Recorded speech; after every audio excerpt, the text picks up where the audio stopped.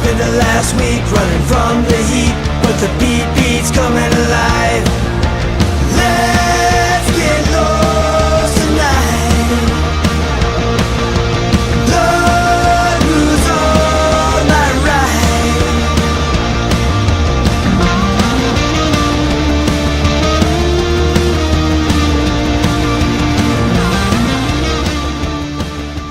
Hello, wackos. Welcome to the show. Today is January 14th, 2026. And what a 2026 it's been for America so far. My feet aren't in the frame, right, Mike? Okay, good. More so, honestly, I'm not one of those people who's like, you can't see my feet unless you pay. You can't see my feet unless you pay. Truth be told, my right foot just is busted as some of the, like, if you know, you know. I always, my right foot is the foot of a ballerina, so we don't need to be seeing that. That's for my own sake. But I'm sure, you know, there's someone who's into that thing, but not going to be me who's promoting it. All right, guys. Anyway, welcome to the show. If you're new to this channel, hello. I am Corinne Fisher. I'm a comedian. I'm a former New York City mayoral candidate, like for real, legit. I did not wear this. I wore suits and things. But yeah, this is Without a Country. This is a show where we explore stories that are affecting everybody from the perspective of the right and the left. And we have a casual, albeit factual, you know, researched conversation about it, but we try not to use heavy legal jargon or political jargon. And, you know, the point of this show is to make politics accessible and somewhat entertaining so that people are more interested in engaging, right? That's the goal. This is a show for people to send your friends if they're like, well, I'm not political. Well, yes, you are. Everyone is political. It's not a consensual thing. Politics affects your life whether or not you want that to be true. And that's just the way it is. All right. So quick housekeeping at the top. If you ordered merch, some of you guys, the merch has started to arrive for some of you. Thank you so much for sending me amazing pictures of you in it. It all looks so great. Thank you for your support. If you ordered a hat, so if a hat is in your order, whether or not you ordered other things or not, those will be a little bit while longer because those take longer because they have to be embroidered. Like I didn't even get my merch yet because I got one of each because I had to. So I ordered one of each for myself. But yeah, thank you. I hope you guys are enjoying it. I'm hoping the quality is up to your satisfaction. I hope it makes you more excited to tune into the show. This can be your Super Bowl. You can wear your Without a Country shirt as you root for, I guess, the country not to fall apart, you know, whatever that means to you. And then secondly, I've been teasing a new political endeavor for 2026. I was clear that it was not me running for office. You know, although I do want to run. I do want to throw my hat in the ring for New York District 12 for Congress, just because it's such an insane race. There's like 17 people in it. That's Jerry Nadler's seat. If you are into New York politics, he is a big name, but he has, you know, basically been bullied out, and he's old anyway. He needs to retire and enjoy his life. So, you know, but overall was a pretty well liked person. Just I think towards the end maybe started not to align as much with far left voters, but I think that's a natural thing to happen as people age out. Of the seat, whatever that means, age out. I mean, I guess 80. I don't. What's aging out? When your mind's no longer not there. I think he's fine mentally. I don't really know. Anyway, so yeah, the first iteration, and this is not, you know, locked in. This truly is something that we are taking to the people and figuring it out live, because that's the only way. Like when you are basically trying to create something to engage voters and make people more interested in politics and hopefully entice people to run for different positions locally. It's something that's going to have growing pains, and the only way to start the process is to bring it in front of the people. So this is how it's starting. I don't know if it'll always be called this. I don't know if we'll have to change the format, but right now, it is something that I am workshopping in Pima, Arizona. I know you guys are like, why Pima, Arizona? How random.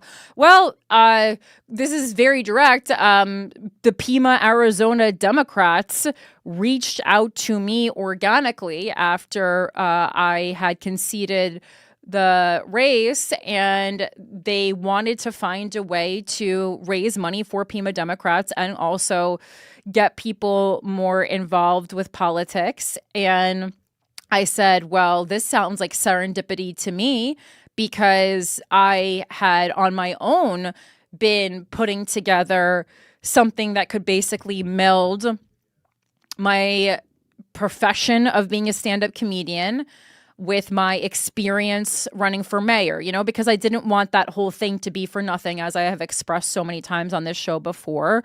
And I think like the campaign alone, even if we just kind of left that in time, it would have already been meaningful. But you know me, I got to take it the extra mile. And a lot of people invested hope and money and time in me in that campaign. And I want to continue doing work. But I think like the campaign really taught me that I can't be spending a lot of time rubbing elbows with New York City establishment politicians. A lot of them are truly intolerable. Again, I think it was last week that we had discovered AOC has never been to Somos, which is the political yucking it up thing in Puerto Rico that happens every year. And after elections. And again, that I know if you don't know what Somos is, this might be confusing to you, but let me just tell you, if you're someone who who either liked AOC already, that should make you like her more. And if you were on the fence about whether or not she was a bullshitter, let me tell you, the fact that she does not go to Somos tells me that she is, out of anything that she's done, that to me is like this little inside baseball thing that tells me she is in it for the people, in a way that so many other people aren't, and that she cannot stomach bullshit, and so she doesn't put herself in that position. And that's obviously, I knew that about myself already. The goal was obviously to navigate around that, but I think that we can continue to navigate around having to deal with establishment politicians and really keep rallying the people and getting the number of people who are interested in local politics bigger, and getting people out to the polls for municipal races in higher numbers. Like, we can continue doing that. And to me, I think that is the approach for real change in a way that isn't going to make me gouge my eyes out or throw up into a bucket. And, that is what dealing with establishment New York politicians for the most part. And again, I'm not saying anyone even does. Like, there are plenty of people who are doing good work. It's just that's not how I can best use my talents. And that doesn't mean I won't run for something again, but I want to run as a true me connected to the people, me connected to people. And if I have to go around and shake everyone in my district's hand one by one, honestly, so much easier and better for me to do that than to going to Somos once, And I hope I don't have to, I hope I don't find myself at Somos in the future for a reason like I have to go there. Again, if AOC can get around it, so can I. That is what I'm figuring out right now. Anyway, so this is called Pagent to the People for now, and it is going to be like a town hall where I ask real questions to elected officials, but also, it'll be fun because I'm hosting it. So fun, engaging, not super stuffy. And it also will include, and this was my idea that I was working on, like how to get people to come to a town hall and how to humanize elected officials without only throwing them softballs, right? Because I think a lot of times town halls are either like too combative or because we're on the people's side and it's Democrats interviewing Democrats, it's just a series of softballs. And I don't think either are super helpful. So this is a comedic style town hall and talent show. So I'm still confirming everyone who's going to be there, but it's going to be solely focused on municipal people in Arizona. So municipal elected officials. So, city council members, hopefully we'll get a mayor in there, and they are going to share their talent. You guys are on mic, Mike. You guys, so we're going to share the talent. They're going to share their talent, and then I'm going to also ask them questions, and we'll talk together in a group about things that are happening in this instance in Arizona. But obviously, as we go city to city, hopefully that will expand. And if you work for a local Democratic chapter and you guys are interested in something like this, let me know. This is something that I, will be doing. And I'm doing this for basically nothing. They're flying me out and putting me up because I can't be losing money. And then they're paying me a stipend, and that's it. As I kind of mentioned on GWF when I was teasing this, I do have to find a way to make this so that I'm making some type of a livable wage if I'm spending a considerable amount of time doing this. But I have to figure out a way to make it ethical. They said I could sell merch at this. I don't know. There's something about that still rubbed me the wrong way, even though I know it's okay. I guess Without a Country merch, if I sold that, now I'm just having a therapist session online, but it's now I guess if I sold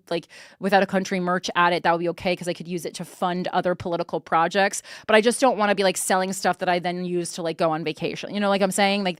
So anyway. But, I do spend a good amount of my own money on political endeavors and contributions, so I guess it could just go towards that. So that's what we're going to be doing. Again, it's a comedy town hall and talent show featuring the local elected officials, Pagent to the People. This first one in Pima is happening on February 21st at 6 p.m. at Club Congress. Tickets aren't on sale this moment, but they should be on sale basically by the end of this week. It's always good to have a month to sell things. And if you're in any of the major cities, I know a lot of listeners live in major cities around there in the Arizona area. Again, I haven't been to Arizona in quite some time. So, Tucson, etc. I think this is, make it a little trip, drive an hour or two and engage with your local elected politicians. We'll also be doing things like registering people to vote. I assume anyone going to something like this would be registered to vote, but hey, maybe this could be a way to introduce a non-voting friend, someone who has lost faith in the voting process. This could be a way to maybe get them interested or engaged or just a little bit less wary of politicians. Again, local politics is a great place to start for people who have lost trust because you have so much more direct access to elected officials. You can have real conversations with them. It's you really can't go to a town hall and have a conversation with Donald Trump, but you can do that with local elected officials. And Pima County is, a very politically involved and kind of unique place from what I hear. I've never, been there, but I've, had multiple meetings at this point with the Pima County Democratic Party. So, yeah, I'm really excited about this. Again, it's going to be something that's kind of growing and shaping and molding into what it ultimately will be. But this is my first stop, and I hope to make this into a nationwide tour where we get people just more politically engaged. And also, if you are someone who's thought about running for some type of office but felt confused or overwhelmed, but genuinely think that you have a platform that you understand what the people need and can develop policy around that, I think this would be a great place to start. And you might not even know this, but so many local chapters do have individuals or money set aside to specifically help candidates. Where's that music coming from? What is going on in there? To help candidates. I just hope that's not going to mess up our YouTube, to help candidates who are interested in running for office figure out how to navigate what it is to run a political campaign. Because if you understand what the people need, like I think that running a campaign is just like getting a new job. Like you might be a little confused at first, and it certainly will take a few weeks for you to get the swing of things. But I was able to pick up on stuff pretty quickly. Again, the actual like logistics of the campaign to me were the easiest parts to pick up on. It's the the other kinds of skills like knowing how to network in ways that I don't really feel are like that I just feel like are kind of gross. That's the kind of stuff that you have to find a workaround for because your competitors will be networking and campaigning in that way. And so if you're not going to kind of beat them at their own game, you have to develop your own game plan. And I think that for me, if I'm criticizing myself, is where I would need to do work to really pop in my next campaign.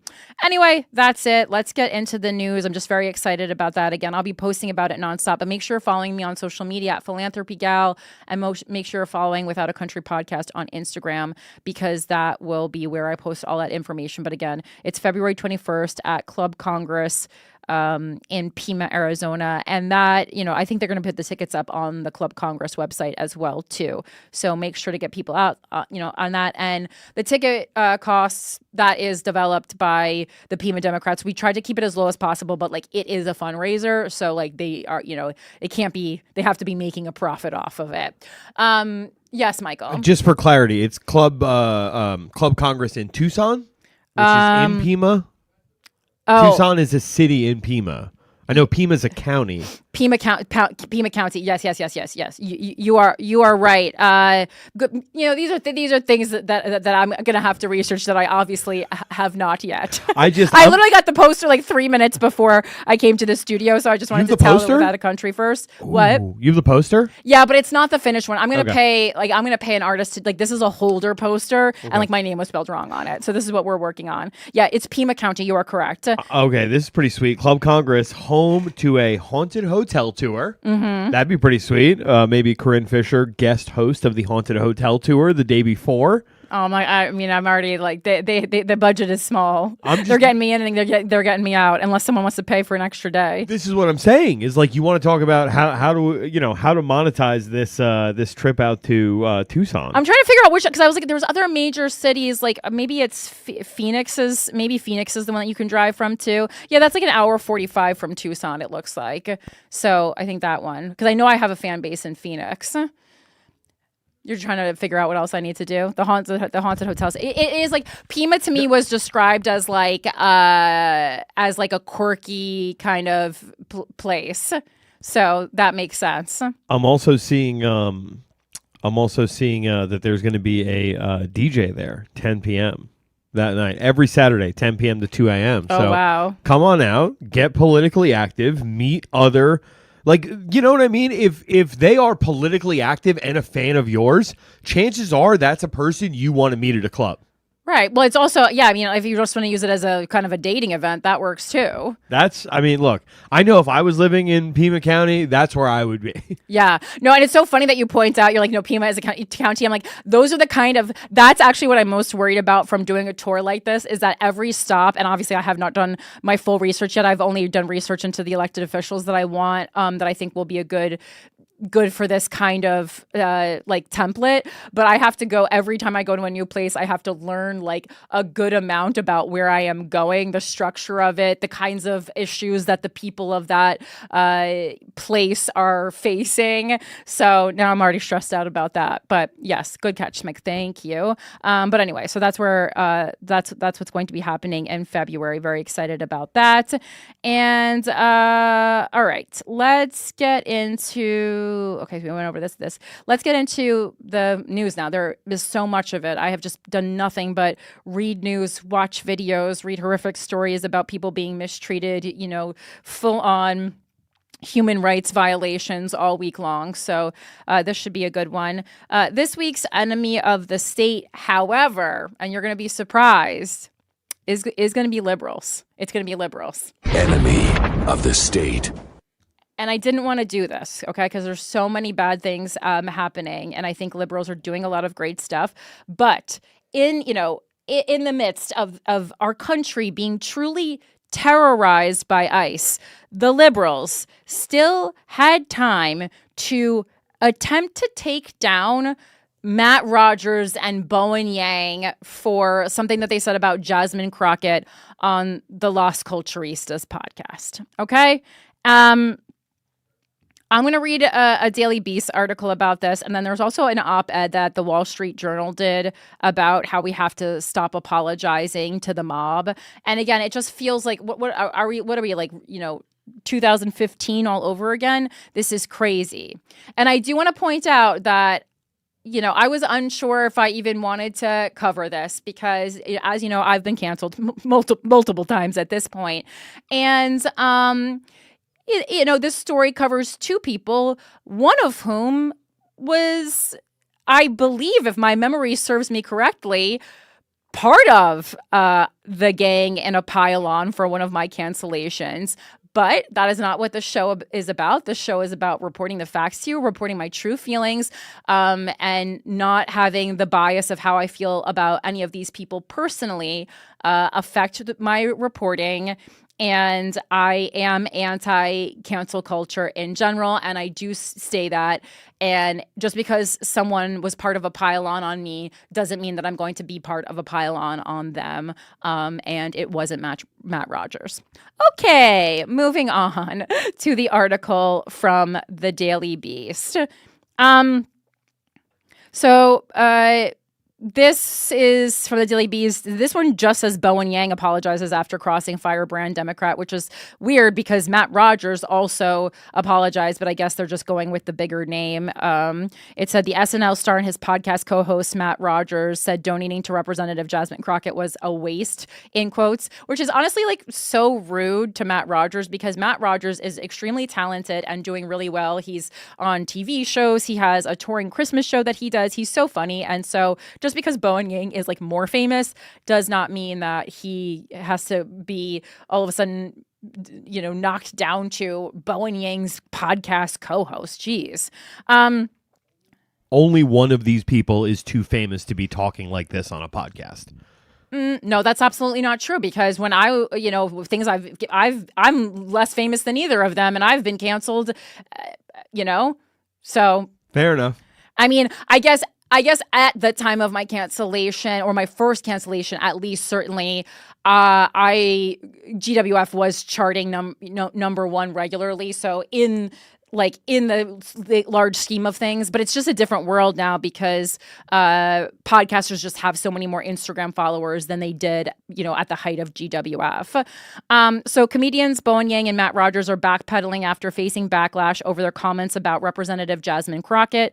The Las Culturistas podcast hosts had discussed various politicians on an episode of their show published on January 8th during a segment of I Don't Think So, Honey, which features a 1-minute rant about culture. Rogers had ripped into California Governor Gavin Newsom, saying that he needed to get vocal surgery if he wanted to run for president. Which, guys, keep in mind, this is a gay show. The gays are cunty. If you're just learning this now, I don't know what to fucking tell you. You might be a homophobe if you don't know the gays are cunty. This is exactly, this is what people who listen to Las Culturistas, and I don't listen to podcasts, but, if I was to, Las Culturistas would probably be in the vein of something that I would listen to because it's, cunty and funny. And, yeah, this is what's going on in the podcast, there's this, I mean... It's like people are just waking up and figuring out things. The co-host said that he was turned off anytime a politician is making it too obviously about themselves. This remark led into his discussion about Crockett, who is running for Senate in Texas. It's so funny to me that that sentence right there just shows that Matt Rogers has no idea what it is to run a campaign. And I didn't either until I ran for mayor. But that was my main criticism. As you guys know, the main thing I didn't like about running for mayor was it just felt like the me show. And I was like, that's exactly what I was trying to get away from with making a move from entertainment to politics, was stop making it the me show. And there is nothing maybe having a baby and naming it after yourself. But there is nothing other than that in the world that will be more the me show than if you decide to run for office. And just know that once you are elected, it's no longer the me show, or it shouldn't be at least. But campaigning, as my political advisor said, as I have shared with you, is the longest job interview you will ever go on. And the entirety of it is the me show. How can I make this more about me? I was trying to write a joke about it this week to make it more accessible, and how this was a part of campaigning that I really didn't enjoy was that it was the me show. And it basically is like, it's like I part of the reason, or one of the things I didn't like about running for mayor is like, I don't want to give $1 to a homeless person and then take a selfie of me giving the $1. And then also the lighting at homeless encampments isn't good. That was the joke part that I was like, people are very sensitive about that though. So we'll have to work more into it. But like, that's what running for mayor is, or running for any political office is. 2 days after the podcast episode aired, the podcasters issued apologies. Yang promised to use his platform more responsibly, and Rogers vowed to be more thoughtful. The duo had urged Las Culturistas listeners not to donate to Crockett's U.S. Senate campaign, which launched in December. And I did watch the clip, and it's pretty short, but this is accurate. And don't waste your money sending to Jasmine Crockett. Rogers said, do not do it. Don't do it. You're going to waste your money. Yang agreed, saying money was hard enough to come by these days. Again, a conversation I love rich people having. Rogers then pivoted to the conversation back to Newsom, expressing doubt over his viability as a potential presidential candidate.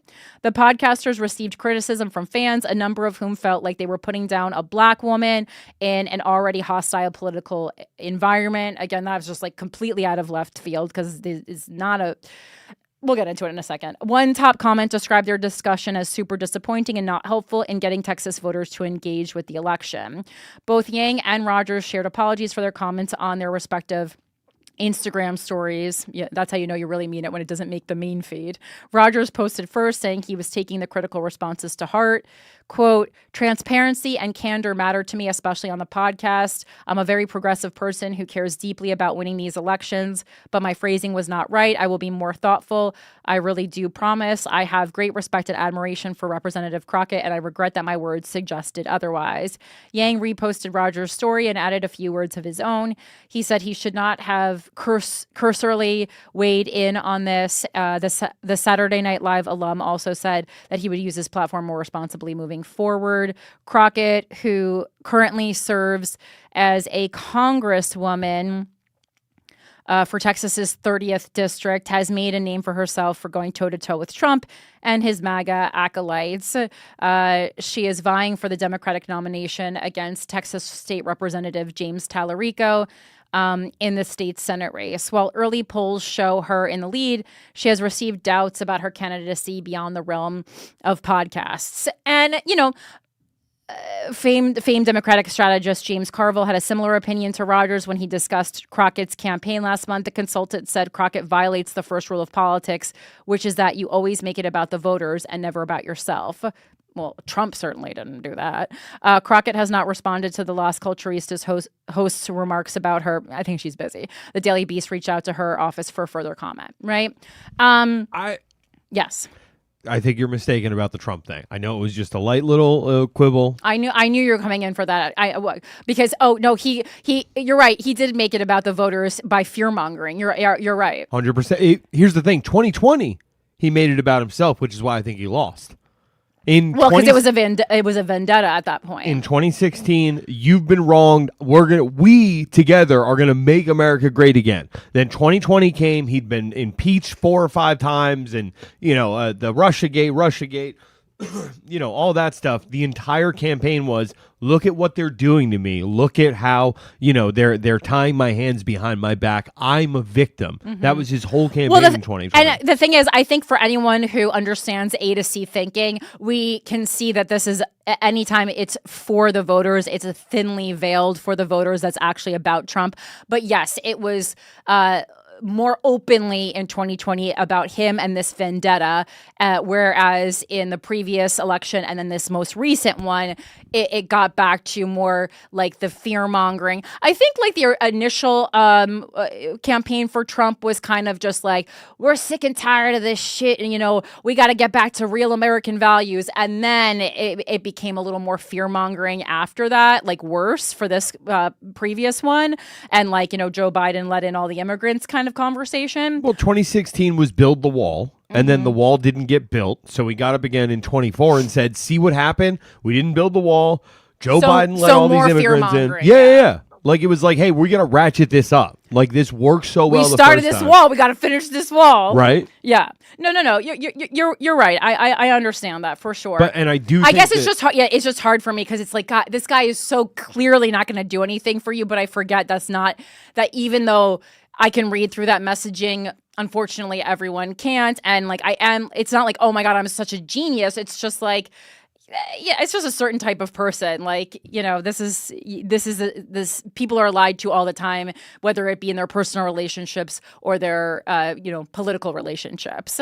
I'm watching Crockett do exactly that. She's making it about Jasmine Crockett. She's following, like, she's well, this is the falling problem for the cult of personality. I mean, I think she's done with what many politicians are guilty of, which is believing their own hype, right? We turned her into a celebrity, and she's doing late night appearances, yucking it up.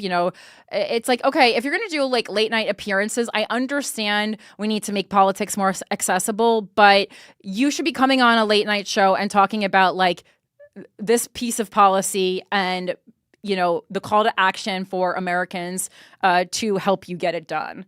I don't want to hear about like your silly vacation story. Anyway, I know, and it's hard because I know it's like to humanize that, and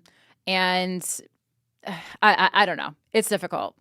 And like that's why I was like, how do I make these people accessible, but also talk about policy in a way that is interesting for people? And that's why, for the Pima County fundraiser, I was like, all right, well, a talent show at least to me feels like this is like the arts. This is like we are connecting as voters to the arts. And, politicians have other things that they do that contribute to society, hopefully. All right. So, and then the complimentary piece to this is from the Wall Street Journal. And all right, I got to put this through the archive real quick. And this is the one that's like about kind of never apologizing to the mob. Not a robot. Gosh, my throat is so dry. And kind of, what the James Carville was saying, I did note in my piece about Bowen and Matt because, I love Jasmine Crockett. For a period of time, I would have said that she was probably my favorite politician. I don't feel that way anymore. And, a bit of it maybe is because subconsciously I have noticed that, maybe she did start making it about her or making it more about being a celebrity in the show, whatever that is. But I still like her. And it's not like Matt and Bowen just like made that up. We actually dived into this and we don't know the extent to which this is true, but there is a lot of talk and hearsay really. Again, this is not like verified information that with polling, the GOP kind of backhandedly encouraged her to run because they had the data saying that she would be more beatable than other candidates. So like that is not that's not a crazy thing. I don't think Matt Rogers was familiar with that information, based on the conversation they were having. Oh gosh, this won't pull up for me, Mike. This op-ed from the Wall Street Journal. I can't get into it. Why is it not? God damn it. Okay. Sorry, I'm trying to get past this because I just want to see what this person had to say. Anyway, let's just go. It's not worth the time that we're putting into it. I'll do my own op-ed. All right. So that was my first point. Like, I like Jasmine Crockett too. It's not unfounded. He's not really bringing up super new points. My next point is that liberals, like, well, first, I'll put the mildly shady part in the spirit of their show, Las Culturistas, because like there was a lot of talk about it being racist or misogynistic, and like I didn't hear any parts where he brought it up about her specifically being a black woman, but I definitely did and understand why people felt it to be a bit misogynistic, but I actually felt that was beneficial to the left for them to be being a little misogynistic, because it's a wake-up call for liberals. And liberals, we need a wake-up call every now and then. I've been saying this on GWF for years, but we always forget as liberals that gay men are also men. Okay? So this notion that you have in your head that because gay men are gay, that they're more gay than men, and that they're not misogynistic. Gay men are definitely quite often misogynistic. And if you think that like them bringing you as their fruit fly accessory, basically a chihuahua in a bag to the gay club means that they're not misogynistic, you're reading the room all wrong, okay? Like this is... Gay men are men. So they have that same misogyny, ingrained misogyny that we find in some women too, but men overall have it. Gay men do not understand the plight of being a woman. And I think because gay men understand a different plight, that we as women a lot of times go, they understand our plight. They do not. Only women understand the plight of women, all right? Everyone else is at sometimes an enemy. And this includes gay men. And I hate to break it to you. I hate to break up the dance circle. This is just so, okay? Anyone in... Also, and then I go on. Anyone in the entertainment business calling someone else self-absorbed is hilarious. So that was like hilarious comment for Matt Rogers to make. We all love ourselves so much that after we graduated, we were like, you know what? I think I'm going to get into the business of me. Like, so to criticize a politician for that is actually quite funny. It does take one to know one. And as someone who recently ran for office, I do really want to push back on the idea of it being a waste of money to donate to a campaign just because you don't think the person will win, right? That's a self-fulfilling prophecy. Anyone you think would be an awesome representative is someone that you should give your money to. And I really believe that. And I believed it when I was running. I couldn't have asked you for money if I didn't believe it. That's why I got fired from Victoria's Secret Beauty, because I didn't believe in the product. So I was really bad at selling it. But I believed that I could represent you guys well. And that's why I felt comfortable asking for your money, even though I hated asking for money, right? So your money as constituents helps decide our fate as candidates, and our fate as people, our fate as voters, our fate as a community. And Zohran Mamdani's campaign would not have happened if people only donated to the person that they thought was going to win. So I want to take this opportunity to remind you that you should be donating to the person that you want to win. Don't give up on a future that's possible before we even get there.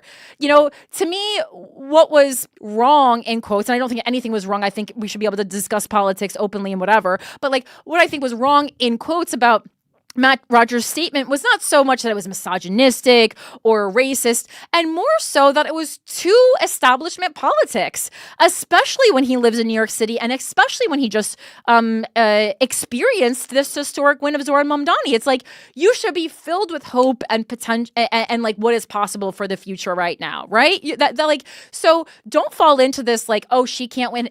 Anyone can win. Anyone can win. And also, another reminder that candidates are not your boyfriend or your girlfriend. You can donate to multiple campaigns. It's not cheating. It's not a pair of shoes that will go out of style. It's not like you can waste your money. It's a vision. It's a vision for a better future that you're investing in. And in my opinion, if you believe in that vision, your money cannot be wasted.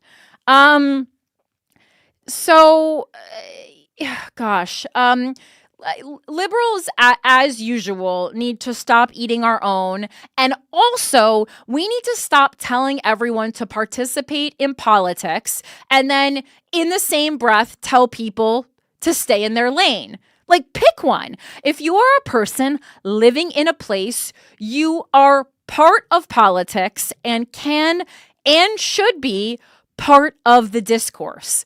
We flip out on people in the public eye when they are silent about political issues, but we also flip out on people when they are outspoken about political issues, but not in the exact way that we think that they should have spoken out about them. So, babes, we're fighting the Gestapo right now. We can't be cosplaying as them.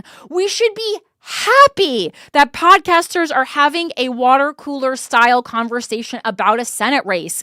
That is a good thing. The more discourse we have about political races beyond the presidential race, which is where most people's vote stops, if it even gets them to the polls, the better. Like, you know damn well that Matt Rogers and Bowen Yang, for the most part, share our vision for a better world. You know they do. So there is actual evil in our streets right now, and these are your chosen enemies? I don't think so, honey.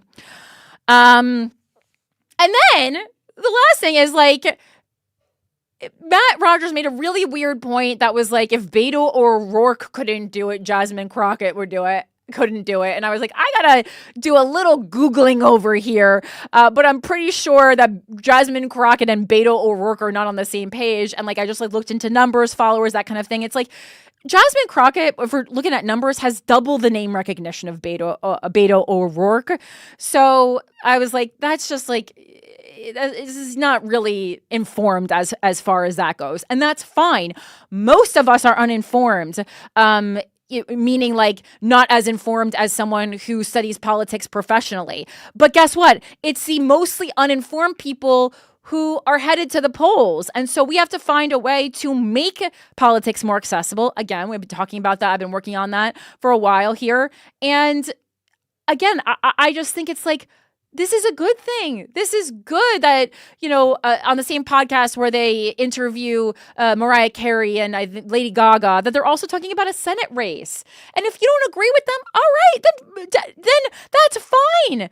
That's fine. You shouldn't be taking your political advice from podcasters, and that includes me, right? Hopefully, we're just opening your mind up to stories and candidates and things that you didn't know, and then the rest of the time, you take it where you want to go. If just Matt Rogers tells you not to donate to Jasmine Crockett, and then you just go, okay, I guess I'm not donating to Jasmine Crockett, you're a dumbass. Come on. The opinion of one person that you don't even know in real life is going to stop you from donating. The opinion of one person you don't know in real life shouldn't even encourage you what shampoo to buy or not buy. So don't play these games with me. Stop eating our own. Literally, ICE is murdering people in the streets, and this is what we're having a conversation. I'm mad I even had to talk about it.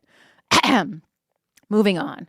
Patreon. So talking about putting money in places for visions you support. If you support the vision of this show, head over to patreon.com/withoutacountry. All hail to our wonderful dictator, Christopher Fungi. Thank you so much for supporting the show in the way that you do. We love you. We appreciate you. I owe you another cameo, so message me or I'll message you. And then also, let's welcome our newest cutie, Christina Rose, to the show. Thank you so much for being here. I hope you enjoy it. If you want to be a cutie or a capitalist pig, make sure to head on over again to patreon.com/withoutacountry. For as little as $6 a month, you can support the show and you get an additional video news story every single week. So it's $4 a month. Out of municipal news, again, there's just been so many big things happening in the world. I don't want to lose sight of municipal politics. A new campaign for mayor of Washington, D.C. launched, I believe, today. Kenyon McDuffie, this is from the Washington Post, launches campaign for D.C. mayor. McDuffie, who recently resigned from the D.C. Council to run for mayor, sets up a competitive race to lead the nation's capital during a tumultuous time. I know I was thinking, man, wow, this This guy really must want to be mayor. Kenyon R. McDuffie, who spent more than 13 years on the D.C. Council, has entered the race for D.C. mayor, promising a vision of economic growth with guardrails and to protect home rule during a precarious time for the nation's capital.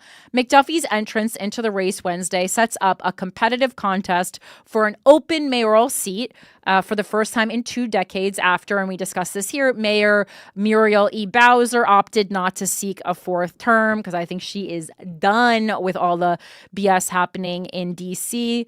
Now, the district is slated for fresh leadership amid major challenges as it faces ongoing pressure from Donald Trump and Republicans in Congress, and as Trump's federal job cuts have put the city's unemployment rate at an all-time high. McDuffie, a former prosecutor, will face off against council member Janice Lewis George, a Democratic socialist and also a former prosecutor seeking to leverage her liberal bona fides to energize voters in the deep blue city.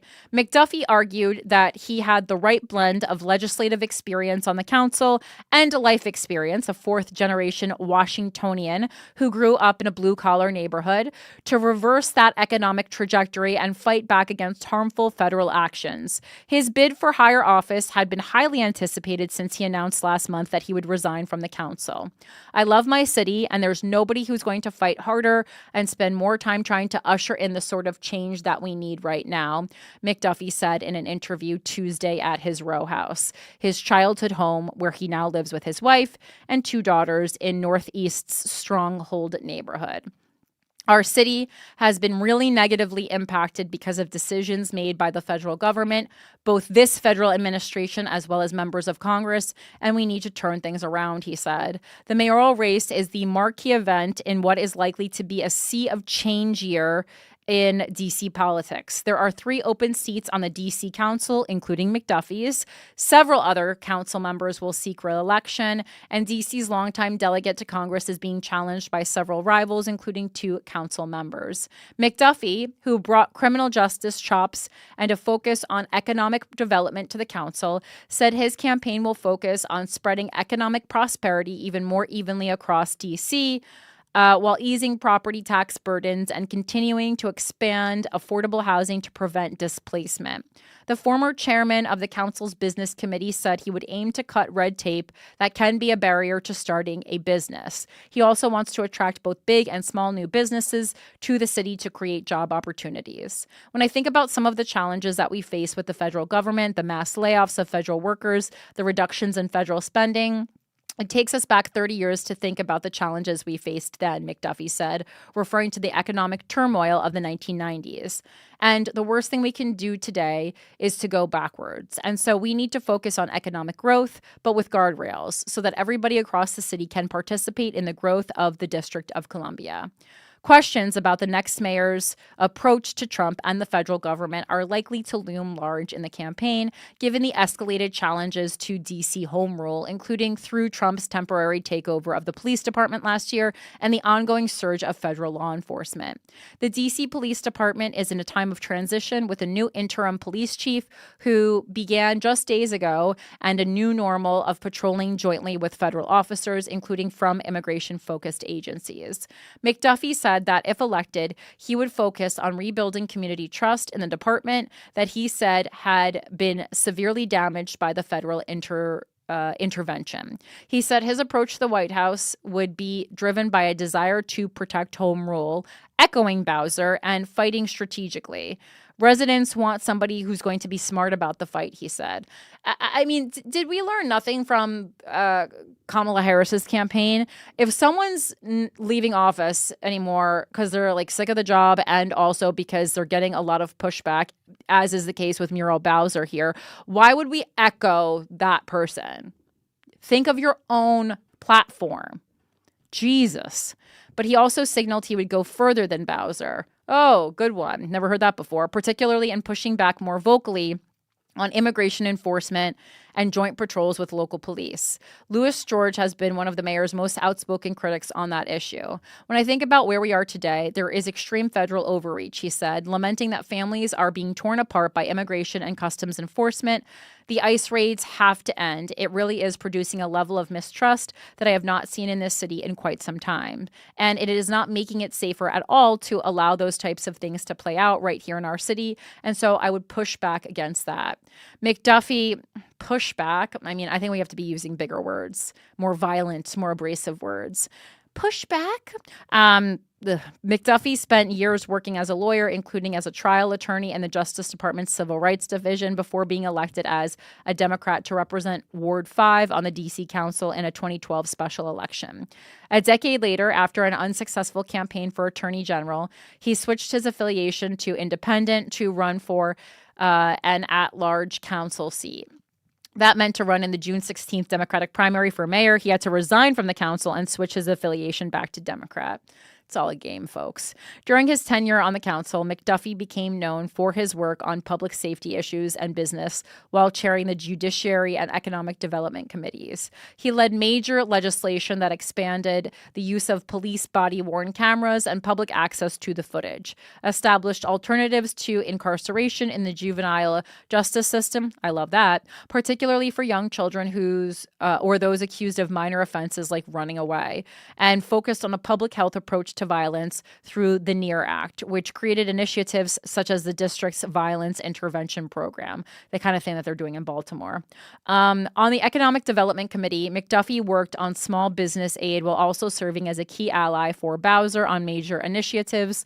Those have included downtown revitalization efforts after the commercial office market was battered during the pandemic, and major sports arena developments at Capital One Arena and the decrepit RFK Stadium, now undergoing a nearly $4 billion makeover in a public-private deal so the Commanders can move in. He and Louis George are likely to compete aggressively on labor and affordability issues, especially as the city's economy takes hits due to job losses that have exacerbated housing and food insecurity in a city that has long been divided into one of haves and have-nots. That's for sure. I have a lot of problems with DC when I go there because of just that. Louis George, who last month became the first high-profile candidate to enter the mayor. When you think about that, again, I know I've talked about this before, but just walking around DC, out of all the places to walk around a place and see people experiencing homelessness, the same city where the president lives, just take a lap and take care of that yourself at a certain point. It really pissed me the fuck off, truthfully. Louis George, who last month became the first high-profile candidate to enter the mayoral race, has gotten a jump on, instead of building a ballroom, why don't you just be I'm going to build, a hotel-style housing here. And you could literally clean up at least, you could help every single homeless person in D.C. doing that, if you actually gave a shit. Has gotten a jump on McDuffie, securing endorsements from 5 labor unions with large organizing networks. And I don't even want to hear, if you say, no, that's not possible, don't even write me, because our new mindset here, things are possible. The Democrats, this is our new mindset. Things are possible. We can do these things. McDuffie said that as a former union mail carrier, he had lived the experience to advocate for strong benefits, wages, and protections for workers. But what I'm not going to do is pit business against workers, McDuffie said. We've seen too much of the politics that divides, and I'm going to be a bridge builder to make sure that our city can advance with workers thriving, but also making the investments that allow businesses to create more jobs and hire more workers. Louis George is expected to begin rolling out policy proposals after a campaign launch Wednesday night. Her campaign has nearly $1 million in the bank thanks to the district's public campaign financing system. In the first 10 days of her campaign, she raised about $180,000 from about 2,500 DC donors, an amount then dramatically multiplied by public matching funds. That's a really nice matching funds thing. God, I wish there seems to be a little loosey-goosier in Washington, D.C., because then I could have had $1 million if that's all you needed to raise if you only needed to raise like $180,000. Damn. A number of lesser-known candidates are also running for mayor. One, Gary Goodweather, a real estate investment professional, had raised $65,000 as of December 10th and qualified for public matching funds, which raised his total to nearly $300,000. Damn. How low do public matching funds start in D.C.? That's actually crazy. That someone's hitting $65K and doing it, man, I would have been rolling in campaign money in DC. Damn. All right. Anyway. All right. And then let's get into, I wanted to do, when I tell you I spent like almost all day Friday and Saturday just reading articles and watching videos about the terrible things that ICE are doing nationwide, but specifically in Minneapolis. Like, my heart goes out to you, and I know, that's basically the equivalent of thoughts and prayers, but I do want to continue covering all the shit that's happening in Minneapolis. It's really crazy. You are being terrorized by ICE, and it's not okay. It's very illegal. The Department of Homeland Security is 100% going to try and get out of this. Oh, that's what I wanted to talk about. There was an official statement from the Department of Homeland Security that I had bookmarked, although I bookmarked so many things this week that it was hard to keep track of where I even put everything, even though I'm like pretty well organized for this show. But, here it is. So this was reposted on Rise Above Justice Movement, which is just like, I follow some pretty like far left, accounts at this point, but I always check them against more mainstream things again in my site, in my finding two sources before I kind of try to relay information protocol. But this is from DHS Gov, and it comes up if you just type this in from the official Homeland Security site. And it says, reminder, and they also put this on X too, reminder to all ICE officers, and this is from a day ago, you have federal immunity in the conduct of your duties. Anybody who lays a hand on you or tries to stop you or tries to obstruct you. And remember, obstruct is one of those things that's like very much left up to argument. What does obstruct mean? Can you actually pull up like legally if there is a legal definition for what it means to obstruct a federal officer, Mike? But because I think a lot of these people are kind of just like, it's my word against their word, tries to obstruct you is committing a felony. You have immunity to perform your duties, and no city official, no state official, no illegal alien, no leftist agitator or domestic insurrectionist, bold of them to say that, can prevent you from fulfilling your legal obligations and duties. The Department of Justice has made clear that if officials cross that line into obstruction, into criminal conspiracy against the United States or against ICE officers, then they will face justice. And that was a quote from Stephen Miller, apparently, but on the DHS official. So that's what's going on right now. And so for all these conversations that people have been having, like, oh, well, we'll be able to fight this. We'll be able to, there will be legal action. Will there be? Because I don't know that there will be while this administration is in office. Again, I know I'm not the first person to bring this up, but at this point, it does feel like it's going to be the Nuremberg trials where this behavior continues until President Trump either is no longer in office for whatever reason, because his term is over, because he dies, whatever the reason is, because he's impeached. So do I think these ICE agents will eventually have to pay? Yes. But do I think it's going to be in the super near future? No, I don't. Mike, did you find the obstruct legal definition? Can you read it? Because it's a little hard for me to read from this distance.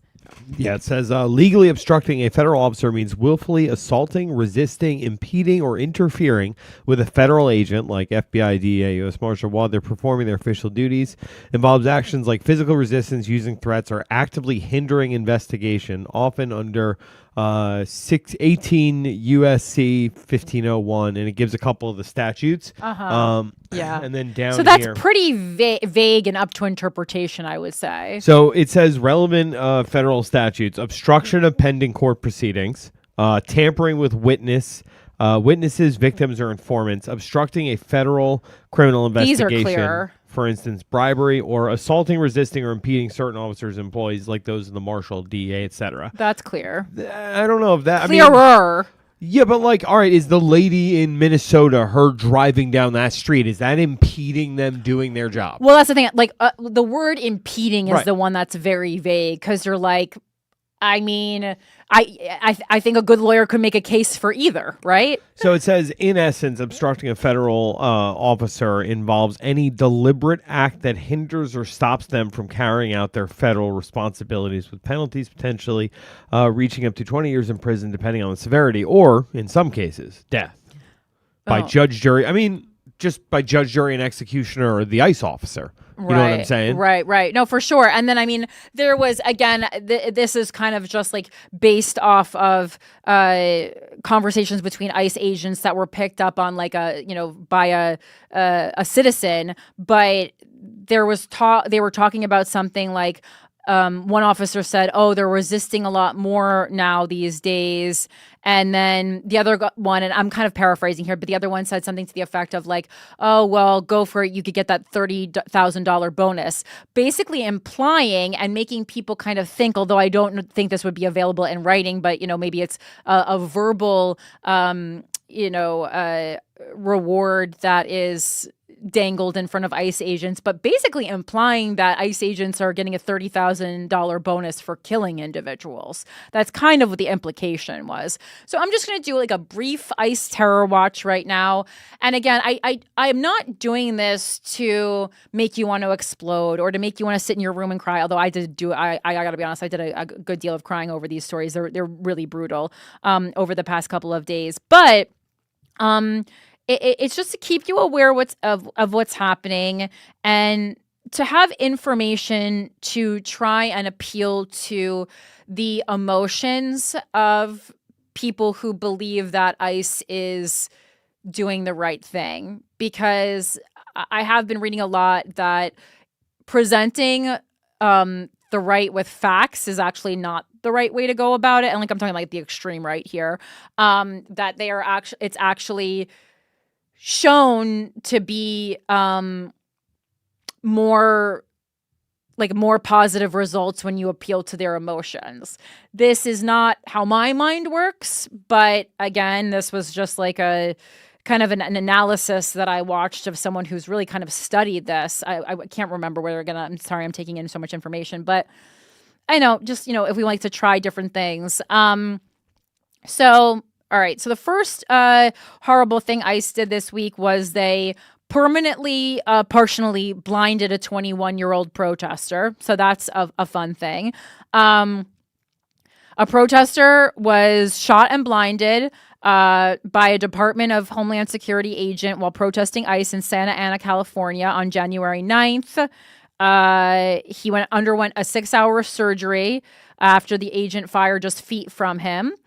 She said that his aunt said that doctors found a piece of metal 7 millimeters from her nephew's artery, which they did not want to remove because they feared it could kill him. And so that is one fun thing that happened this week. So that guy is I saw a clip of it, and it looked like he just had a megaphone and was talking, but was approaching the agent, but just with a megaphone, and that got him to get shot in the eye, and now he's blind in one eye. So that's story number one. Then we have the disabled woman who was dragged from her car. That one is in Minneapolis that Mike just kind of talked about a little bit. So this was, this is from MSN. I'm disabled. I'm trying to go to the doctor up there. That's why I didn't move. The woman screamed as officers pulled her out of her vehicle in Minneapolis. The woman had been driving near where a protest was unfolding, trying to reach his doctor's appointment. After driving up and asking officers to drive through, the ICE agents smashed her windows, used a knife to cut her seatbelt, and pulled her out, arresting her. This is, even I like that the article mentions the actions of immigration officers have been slammed by Trump's most loyal supporters, including far-right podcaster Joe Rogan. Okay, fun.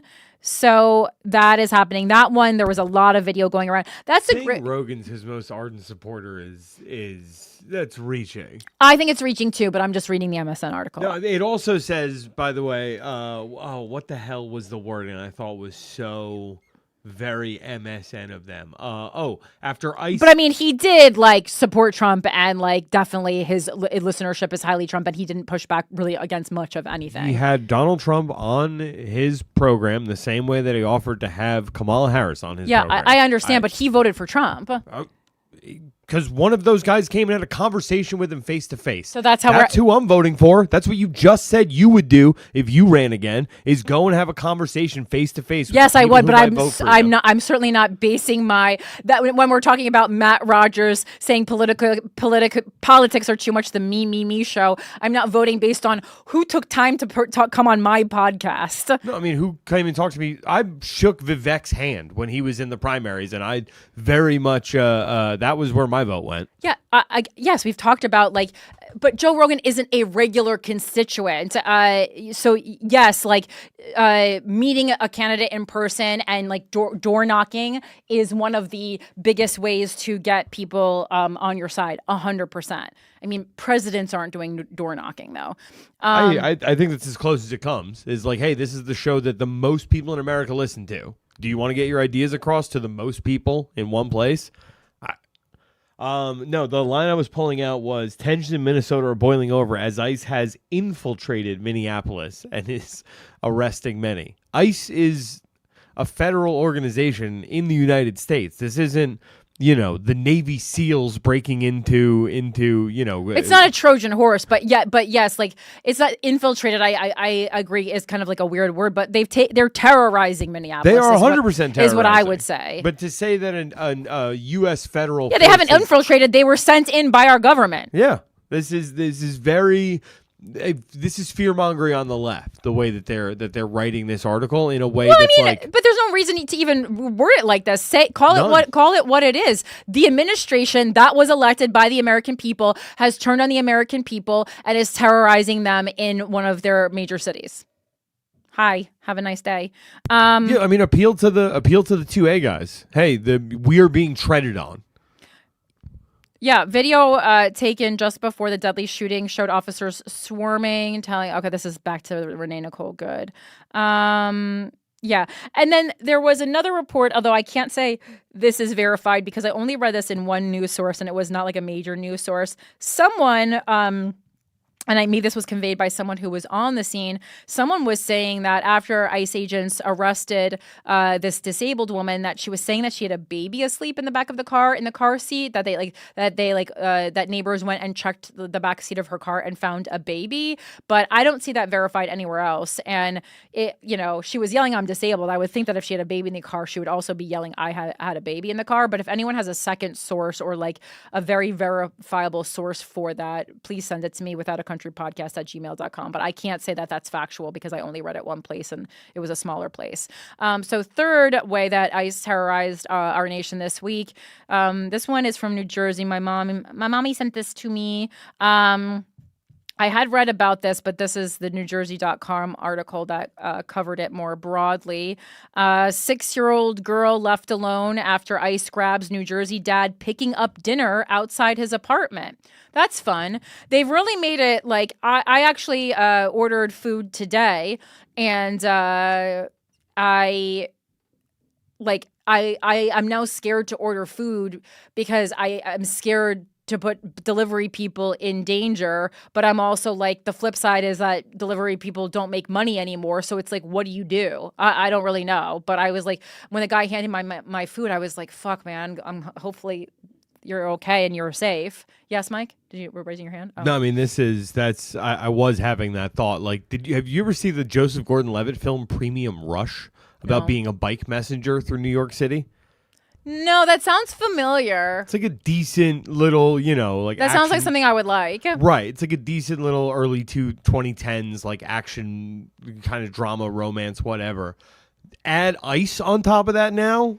Yeah. And we're talking that is something It's a hard job. you could pull on the heartstrings. You could really, if you made like Traffic, but about DoorDash drivers in New York City, you'd win an Oscar. Well, it's a hard job, but it's also like a job, like it's a service that we all use, and it's something that we're all like very grateful for, and we all like love it. And like one of the coolest, most fun day-to-day things of living in a city like New York is you can get any type of food, like basically like any type of ethnic food you can think under the sun.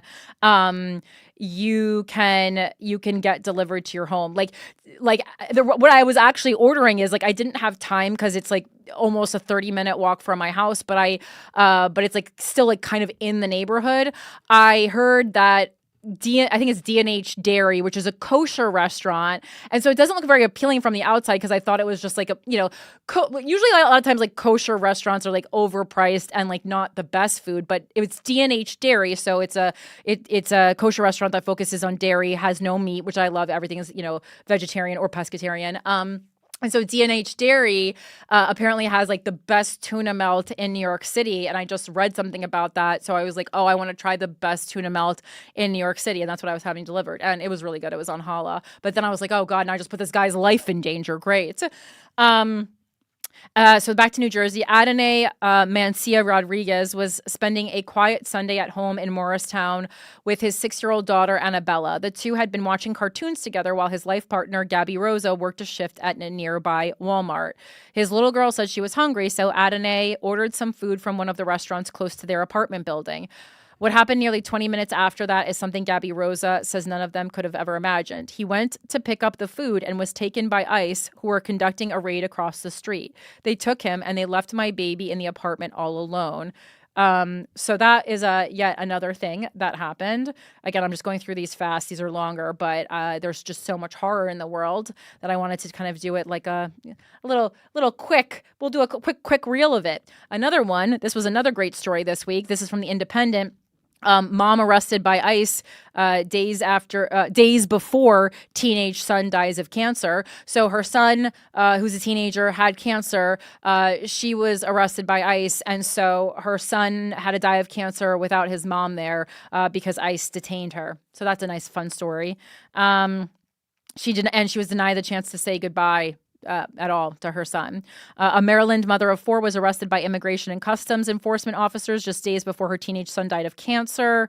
Her name is Arlete Maria Martinez. She says she was denied to say the chance to say goodbye to her 15-year-old son, Kevin, and be at his bedside when he died after she was detained by ICE agents on January 3rd. She was on her way to work in Salisbury, Maryland, when she was arrested and taken to a holding facility in Baltimore.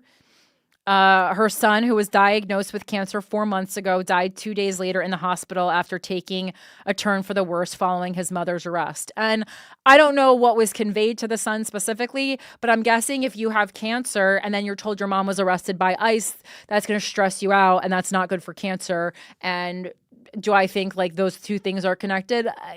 Absolutely, I do. Absolutely, I do. Let's see. And then this is just like people got kind of researching it further, but it says a woman under the name Arlete Maria Martinez Carrata is currently being held at Delaney Hall Detention Facility in New Jersey, according to the agency's online database of detainees. She has no criminal record, no prior deportation, and has always worked hard to support us. Irvin Martinez wrote on the fundraising page for the mom and late brother. My dad has been able to work because he is the primary caregiver for my brother Kevin, who has been battling cancer.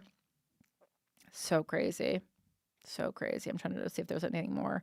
Yeah, like that's the thing. Like, obviously, like the government isn't funding any of this. There's no relief for this. So then we're just turned to like crowdsourcing money to pay for these atrocities. It's really bad.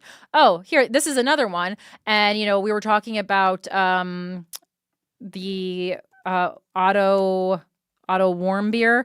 I think someone else was familiar with the case, and they said they believe it's pronounced warm beer, like a warm beer. So, we talked about Otto Warmbier being released by North Korea in a vegetative state. Oh, well, now we have a similar story out of the good old USA. This is from the Daily Beast. Family slams ICE for deporting man in, what do you know, vegetative state.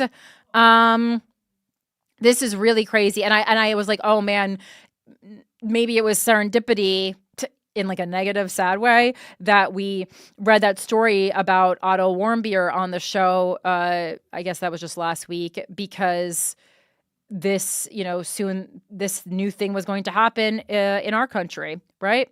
A man who left Costa Rica for the United States was deported 10 months later, unable to speak, move, or respond. Randall Gamboa Esquivel departed his hometown of Perez Zeledon in December 2024 and was detained for unlawful entry at the U.S.-Mexico border, first held at the Webb County Detention Center before being transferred to the Port Isabel Detention Center in Texas. In September 2025, the 52-year-old was deported back to San Jose, Costa Rica, aboard an air ambulance in a vegetative state. Gamboa was pronounced dead 5 weeks later. Have you ever smelled a cadaver? That's how my brother smelled when he was deported, Grady Mata, Gamboa's younger sister, told The Guardian, adding that the family was still trying to make sense of how his health had deteriorated so rapidly. According to Gamboa's relatives, he left Costa Rica to seek work in New Jersey. He had previously lived undocumented in the United States between 2002 and 2013 and hoped to earn enough money to eventually return to Perez Zeledon and buy a home. Prior to his journey, relatives warned him that the United States was no longer the same, with President Donald Trump promising an immigration crackdown. And so I know if you are like pro-ICE, you might be sitting at home thinking it's like, well, he was undocumented. He entered the U.S. unlawfully. Okay. All right. All of that is so. And I understand that there has to be, checks and balances, and that everyone can't just come into the country, and that there has to be some kind of, path to citizenship. So, but even if we were going to deport people who were unlawfully entering the U.S., right? To a place like Costa Rica, because I don't believe that Costa Rica you can get refugee status, because I don't think anything's going on in Costa Rica that you would have to flee from. He was just coming here for financial reasons, which as many people do, right? But there is absolutely no excuse and no reason and no explanation why he would be being returned in a vegetative state. I'll hear you out on he shouldn't have been here, or he shouldn't have been entering, in this matter, whatever. Okay, that's a conversation we can have. Being returned in a vegetative state is not a conversation we can have. That should not be happening. There's no reason that could be happening. And I'm sorry, this is not. We know that the violence and the conditions in these detention centers is insane. So this is not just like there was an accident, he fell or something. That's something that one of these officers or agents did. They beat him into a vegetative state. And let's not even play or pretend like that's not what happened. And that is despicable. That's disgusting. So gross. The horror that people are experiencing will be felt for generations in this country. Rest assured. This is another one. So this story, I've seen a lot of interviews. I believe it's Patty O'Keefe and her friend Brandon Seguenza. This is another video that I watched that was so violent. This is from the Daily Beast. ICE goons accused of offering cash to rat out family members. An American citizen says ICE agents smashed his car windows and jailed him for 8 hours for monitoring their operations, then dangled cash to get names of relatives and protest leaders. Brandon Seguenza and Patty O'Keefe, they're both in their 30s, were pulled out of their vehicle after its windows were smashed and then taken into custody for observing the agents in Minneapolis. And they said there was appalling conditions inside. And I don't know if this is the same couple. I'm pretty sure this is the couple who the car was like it looked to be in their driveway, and one of the agents bashed in the window with people were saying it was the butt of the gun, but it was the front. What's the front of the gun called? You're up, Microsoft. The muzzle? Is that what it's called? Oh, someone used a different word online, but okay. So it was the front of the gun. So not only did they bash your windows in, which was like completely unnecessary, but they also did it in a way that it's like that gun could have gone off, and then you could have shot someone in the face again. Again, I'm pretty sure that's them, but if not, that was like a different young couple that was also just observing ICE. They also pepper sprayed these two individuals by pepper spraying through the vents of the car. So they like hot boxed them with pepper spray inside their car, basically. Really fucking crazy. Really, really crazy stuff. So that's yet another thing.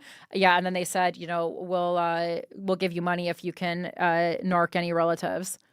So that's fun. And then Keith Porter, that's out of this is from the Los Angeles Times. Active shooter or ICE agents victim. What happened in LA New Year's Eve killing.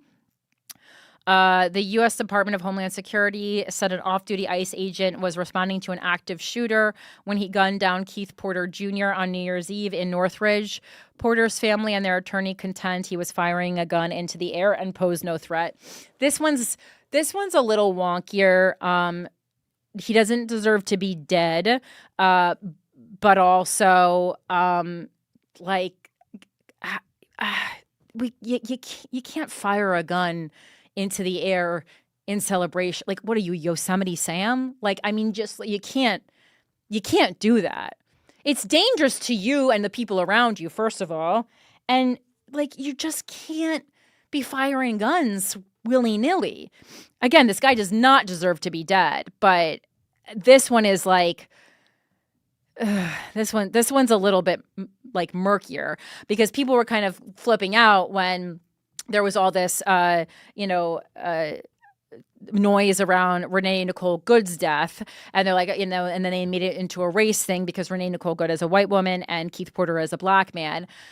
But again, like we have to be a little bit sensible as liberals. And again, Keith Porter does not deserve to be dead. People need to learn how to analyze situations. Also, it's like, why is an off-duty ICE agent, that part's like, why is an off-duty ICE agent responding to an active shooter at all? Like, what is even happening? That's not even like their job. That is reckless.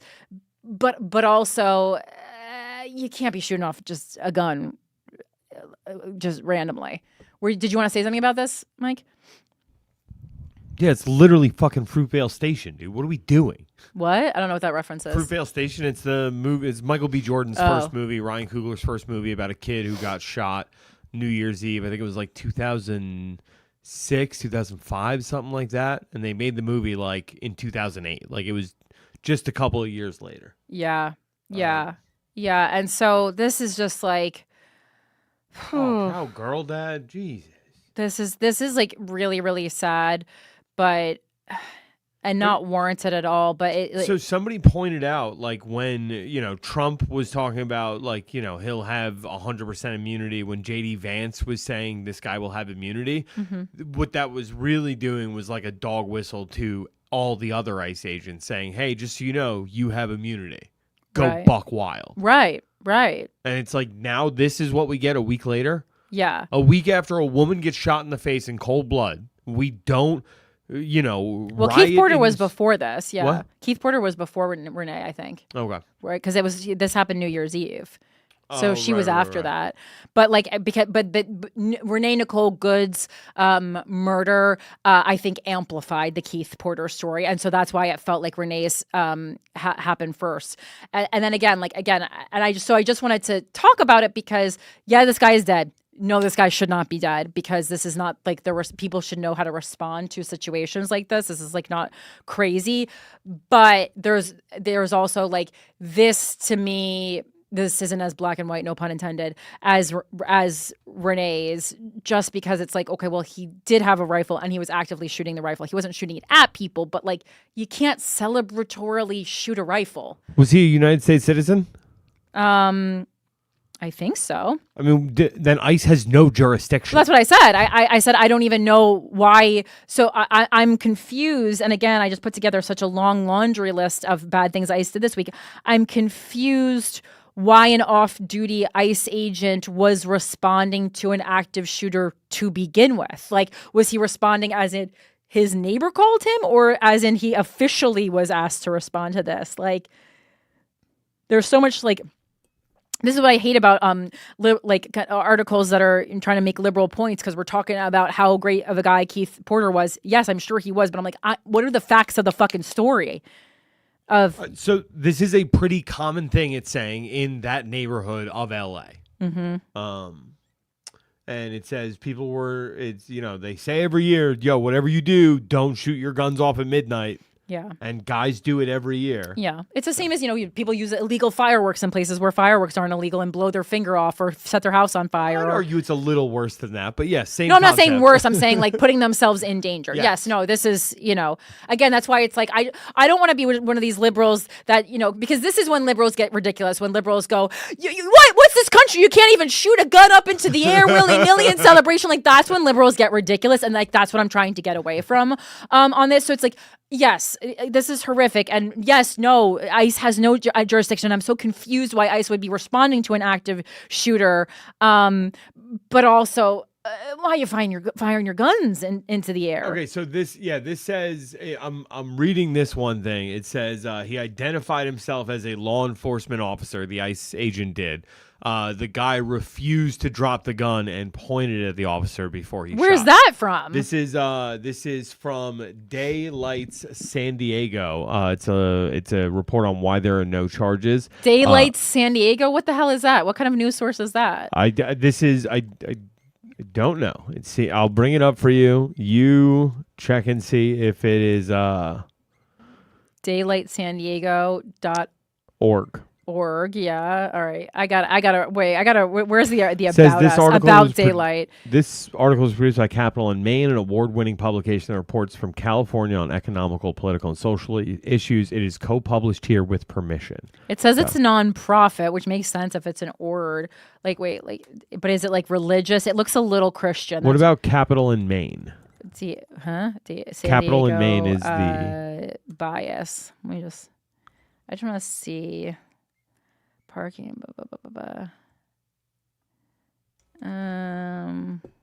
media bias. I can't. Just the landing page just looks a little bit Christian. That's why I'm a little bit wary of that. But it's hard to tell. Daylight San Diego news website. It's not even coming up in the bias check. Okay, but the main. Okay, here we go. Check this out. So this is it was mainly from this thing, Capital in Maine. Corinne. Mm-hmm. Sorry, I was okay. If you look at the screen here, right, it says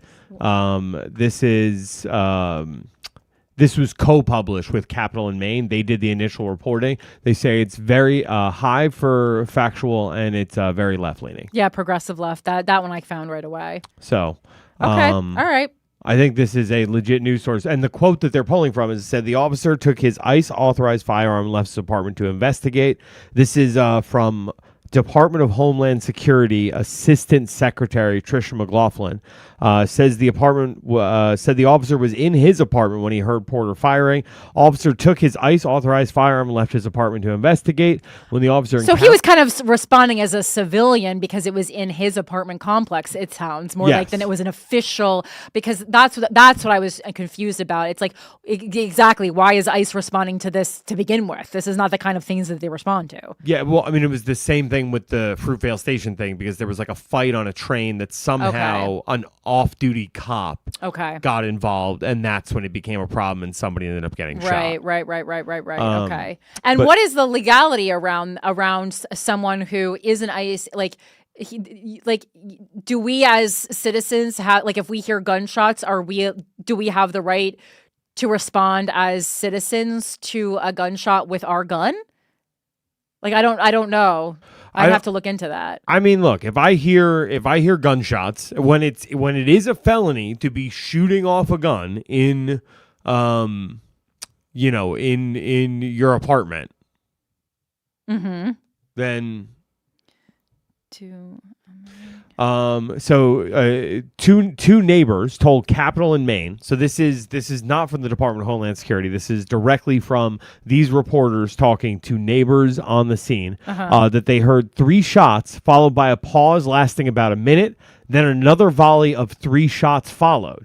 Carter Nunez, a resident of the apartment complex where the shooting occurred, said he saw Porter's body lying in a courtyard and police officers searching for bullets with metal detectors. The ICE presence is very high and things that they are doing around the community are terrible. Nunez said it's not something you find comfort in living with. So, by the way, this is, the Deputy Secretary of Homeland Security giving, their accounting. Right. But that would, I guess if the guy's in the courtyard popping off 3 shots, then about a minute later, a guy who has a gun and has an itchy trigger finger runs downstairs and says, yo, stop shooting a gun, points a gun at him and says, drop it. That guy, drinking enough to be shooting a gun in a courtyard, doesn't immediately respond, and this guy just ices him. Right. No pun intended. Right. But I'm saying that timeline lines up with 3 shots, pause, 3 shots. Right. And I'm looking it up. It's basically it's like, when do you, if you're someone who legally owns a gun, when do you have the right as an American to draw it? And it's basically like imminent threat, proportional response, targeted defense. And I guess it's if he came down with it, the ICE agent, if he came down with it, his gun was not drawn. The guy who was Keith Porter, celebratorily shooting it, if he then points the gun at the ICE agent, then this ICE agent, I would argue, legally did have the right to shoot back. Do I think he should have? No. But did he have the right to? Yes, technically. Because I think then you can argue that you're in imminent danger because someone's pointing a gun at you.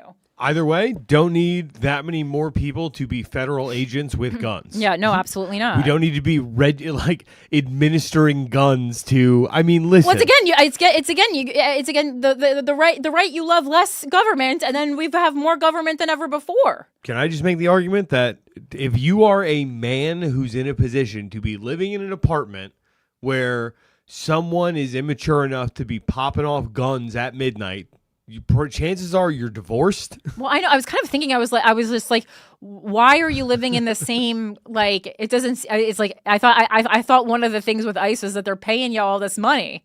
I guess not in LA though. I'm assuming like $80,000 a year in LA is not very much. Not very much. And like I said, I'm assuming divorced dad. A lot of money in child support. Yeah, definitely divorced dad vibes. So it's like, you're living in a race car bed while some guy's popping off guns. The government handed you a 9mm. It's like, I don't know, man. I don't want somebody whose life is that bad. Guns from the government. Jesus Christ. All right. Yeah, two more then. We have a man named Parody Law who came to the United States as a refugee from Cambodia in 1982. This is a story that I learned about a friend of his, a neighbor who had become a friend of his for years. Their children played together, made a video about this that then made me do my own additional research. And this is out of the Philadelphia area. Basically, it's a really sad story. So Parody Law, he had struggled with addiction, but the addiction stemmed from, I believe his friend said it. I can't remember because I don't think it's in this article. I believe his brother was murdered, and since his brother was murdered years ago, he basically started using fentanyl. And when he was captured by ICE, he was going through fentanyl withdrawal, which is very dangerous. And he was asking for help. But of course, as usual, there is no empathy and very many times medical care is not given to people when they ask for it or say that they need it. And, with addiction, it's easy to frame people as a certain type of person that apparently doesn't deserve human decency and respect. And so he was going through withdrawal. He was really sick. They ignore him. Finally, when they realize it's getting out of hand, they administer Narcan, which is used for opioid overdoses, not withdrawal. And then he ultimately is not helped and dies. So that's another story. That one's out of the Philadelphia area or Philadelphia proper, perhaps. And then I just wanted to quickly, then look at, into what Fox News is saying about all this ICE terror. And the article that they chose to feature on their landing page today was Meet the Minnesotans Killed by Illegal Immigrants That Walls Dems Never Held News Conferences or Vigils For. And, very flashy headline, right? But when you actually look into the subtitle, it's at least 3 Minnesotans have been killed by illegal immigrants since Walz took office. So what I just read to you, all those terrible ICE stories, that was basically from the span of a week. And now Fox is posting this article that's saying, 3 Minnesotans have been killed by illegal immigrants in the entire duration of Walz's term. So as usual, really grasping at straws. I mean, Walz has been, when did he take office?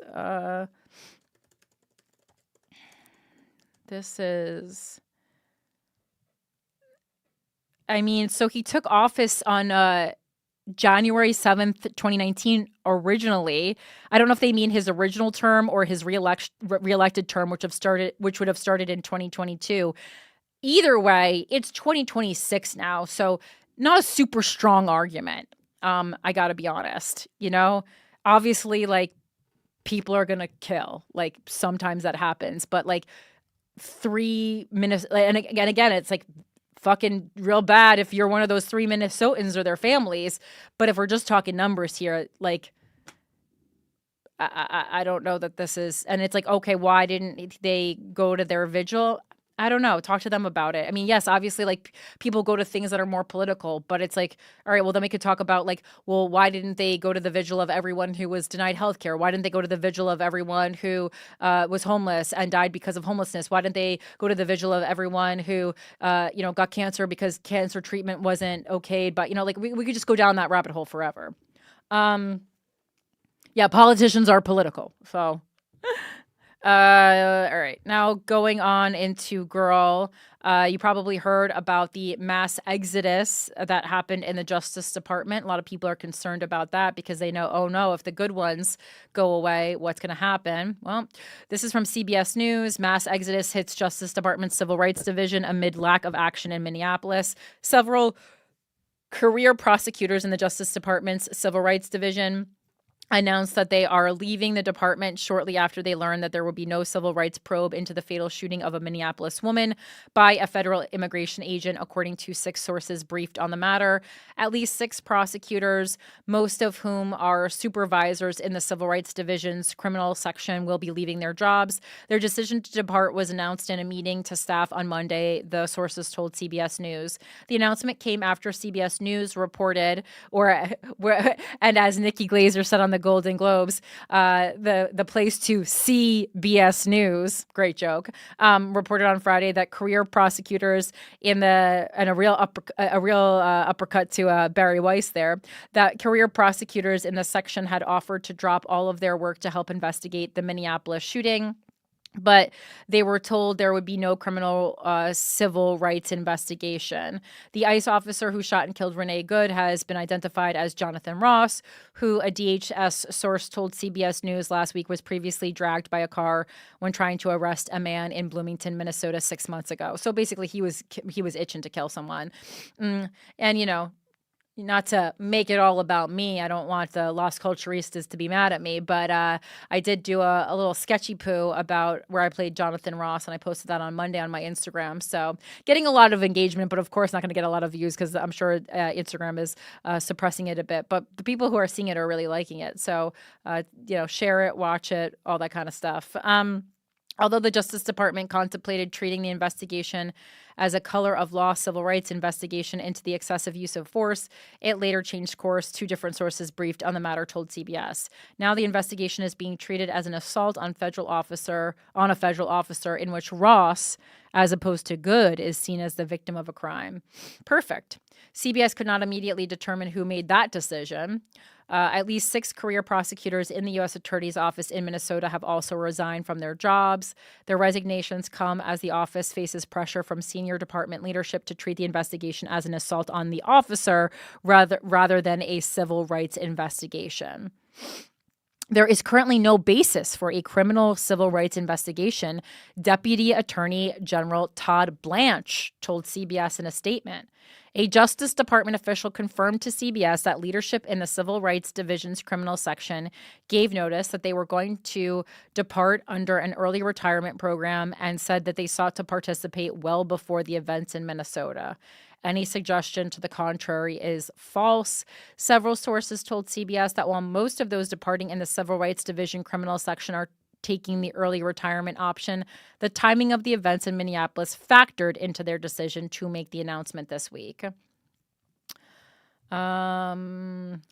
Let's see. That talks about the video more, but we've talked about that at Lice. Senior officials in the Trump administration, including Department of Homeland Security Secretary Kristi Noem, have publicly sought to cast blame on Good, alleging she was trying to assault Ross with her car. But some legal experts say the video evidence shows that the car was turning away from Ross, and that is sufficient to justify investigating the case as a civil rights one. All right. And then it goes into other cases and stuff, but we don't need to talk about that. Mike's. I mean, I've watched many different angles since we last spoke of the Renee Good murder. I've watched 3D. I've watched gun experts, ex-law enforcement discuss it. Have you changed I know last week you were on the fence. Have you been convinced yet that she was definitely not driving the car into him, or? No, I don't think she was driving the car into him. I never said that.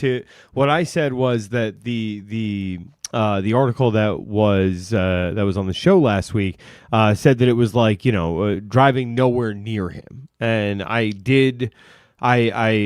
find issue with that. I still do. Well, I mean, obviously they were driving near him, but also he went out of his way to place himself in a place where they would give him the okay to shoot. It really does seem like that. I mean, he placed his foot in front. There was no need for his foot to be in front like that. Yeah, no, look, this no love lost for this guy, right? Like I said, and the driver especially was she was acting very calm. Yeah, honestly, the passenger was the one who was out popping, screaming, and that's the one who's like. But I think she feels guilty about that. I mean, again, she shouldn't feel guilty because that's there was not that did not warrant getting shot in the head. But no, but if you're in the car, being a passenger, right? If you're just not out of the car screaming at an ICE agent, your friend probably didn't get shot in the head.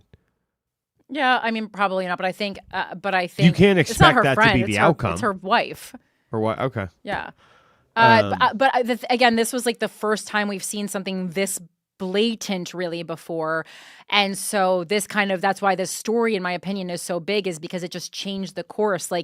I discussed this on GWF a little bit, but this is the first time that kind of, especially as someone who has gone to a lot of protests, it's a common thing in protests for them to make white people stand in the front of the protest because they know that the cops are less likely to physically assault white people, right?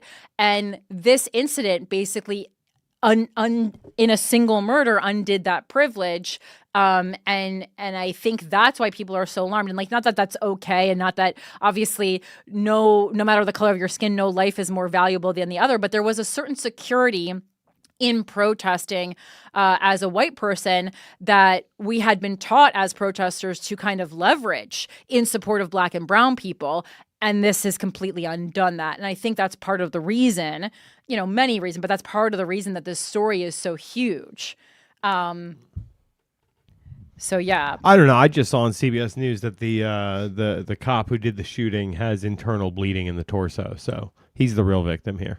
No, does he have internal bleeding from what? Yeah, I don't know. Being a dickhead? CBS News says that. Good. I hope he dies. Following the incident, he has internal bleeding. Oh, all right. So maybe self-induced from stressing himself out from hating himself. Or as usual, Barry Weiss is not to be trusted. Yeah, or misinformation, internal bleeding. Yeah, because I mean that's like so you could just say that the person's internal bleeding. How are we going to know? All right, moving into trans obsession of the week, and also I don't hope he dies. I want him to actually go through the full trial. I don't hope he dies. What trial? Well, I know it's not going to happen, but I think eventually maybe. Because it's murder, so there's no statute of limitations. Sure. You think they're bringing this back up in? He's not getting prosecuted under Trump. No, of course, no, he's not. You think they're going to bring this up in 3 years? Yeah, if there's a sick-ass, bomb-ass president. Yeah. I don't think we have the attentions. You were talking about yourself. Luigi's lost how much heat over the last few years. It's like, do you really think? Did I say that? I feel like he still has a lot of heat, but yeah. People love Luigi. Luigi has too much heat, honestly, in my opinion. I understand it's representative of something bigger, but it's also because he's attractive. Let's be honest with ourselves. But it's not what it was. If Luigi was ugly, we would have stopped talking about Luigi a long time ago. Yeah, I guess. I don't know. We would have. He's just really an attractive guy. Okay. Let's move on. Speaking of being obsessed with things, let's talk about the trans obsession of the week. It's hard to believe that the Supreme Court even had time to go after a trans teenager who wanted to play sports this week. And I'm laughing because it's crazy that they did, but they made time. You make time for the things you love, and the Supreme Court loves going after trans teens. So that did happen. I didn't even know this was happening. I actually found out about it because I have a monthly contribution to the ACLU because I'm a hero, and so the ACLU often updates you via email about different Supreme Court cases that they're supporting or whatever. And so that's how I learned about this, because there's so much news that this would have gotten lost. And guys, if you feel overwhelmed, just, always remind yourself, overloading us with terror and bad things and information and news stories and big events, that's part of the plan, right? They want us to feel overwhelmed and give up. All right. So don't give up. And if you feel that you're overwhelmed, again, just kind of buckle down on one thing. Buckle down on one thing. I'm covering everything because I do a show where that's what I promised you. But, in my regular life, that is apart from Without a Country and preparing this show, I do try to hone in on certain things. So this is from The Cut. The Supreme Court debated my right to be on the track team, what it's like at the center of a case that may affect trans athletes across the country. And this is Becky Pepper Jackson, who is the 15-year-old trans girl who wants to do track, as told to journalist Molly Longman. On Tuesday, 15-year-old Becky Pepper Jackson sat before the highest court in the United States while the justices debated whether she should be allowed to participate on her West Virginia high school girls track and field team. It was the climax of a nearly 5-year-long battle that Pepper Jackson has been fighting since her home state passed HB 3293, which banned trans girls and women from participating on sports teams that align with their gender identity. In practice, that law has affected exactly one known athlete, Pepper Jackson. For the most part, she's still the only thing that this girl should be in trouble for is having the last name Pepper Jackson. Anything else doesn't bother me. For the most part, was Pepper Ann taken? I don't know. And it's hyphenated. It doesn't mean is that someone's last name Pepper? I guess maybe her mom's last name is Pepper or something. whatever. For the most part, she's still been able to, it's just like such a rich person's name. For the most part, she's still been able to throw, shot put, and discuss, and discus. Sorry, not Come discuss. on. I was like, I thought it was a typo, then I was like, no, it's discus. They're also letting her on the debate team. No. Well, I thought it was going into something else. I'm not a sports girl. To throw, shot put, there's no discus trading cards. Well, maybe there is, actually. They make cards for really anything. To throw, shot put, and discus. She placed third in the state last year as her case has worked its way through the courts. But this spring may mark Pepper Jackson's last season in high school sports. During oral arguments in her case and the case of another trans student athlete in Idaho, the court's conservative majority seemed skeptical of arguments that bans on trans athletes violate their rights and open to concern that trans girls and women have an unfair advantage in sports. Part of the ACLU's argument in the case hinged on Pepper Jackson not having an advantage over other girls because she had undergone hormone therapy before hitting puberty. And basically, like, that's like kind of what I go to. That's the first thing I looked for in the article. It's like, when did she transition? Was it before or after puberty? If it's before puberty, you don't have much of a case here and it just seems like you're targeting someone to target someone. And you could also, like, this is not the way we should go about things, but like, you can tell if someone transitioned pre or post puberty kind of by looking at them. And the minute I saw a picture of this girl, I was like, she transitioned pre-puberty, it seems. And so I don't think that she would have an unfair advantage. Again, I don't think this is a good use of anyone's time right now, but I do try to be fair and not just make nonsensical statements, not based in fact, and just, think that everyone deserves everything. Because realistically, this is only going to affect girls. It's not going to affect boys because, a trans boy is not going into boys' sports and like annihilating them. This would only happen because of having, more muscle mass and more physical strength, depending on when you transitioned. So it would really only affect girls. And like, I don't like the societal structure that is in place. That's basically like, girls and women always have to be the ones to suck it up, and because like we're empathetic, we always have to just like put up with anything and accept everyone, and I think that's annoying. But like, I just don't, again, as I've talked about so many times before, I don't think this is something that's happening a lot. And when it happens, I think it can be handled on a case-by-case basis. I don't think for such a small group of people, we need to be like just attacking and piling on trans people and spending time in the Supreme Court. Why was this girl from age 10 to 15 having to fight to fucking run track and field? Like, it's like, it's just so clear that this is some kind of an obsession that the right has with trans people, that they have decided that we're just going to keep targeting trans people no matter what. And I just think it's a big waste of everyone's time and money. But good for Pepper Jackson that she's fighting this fight.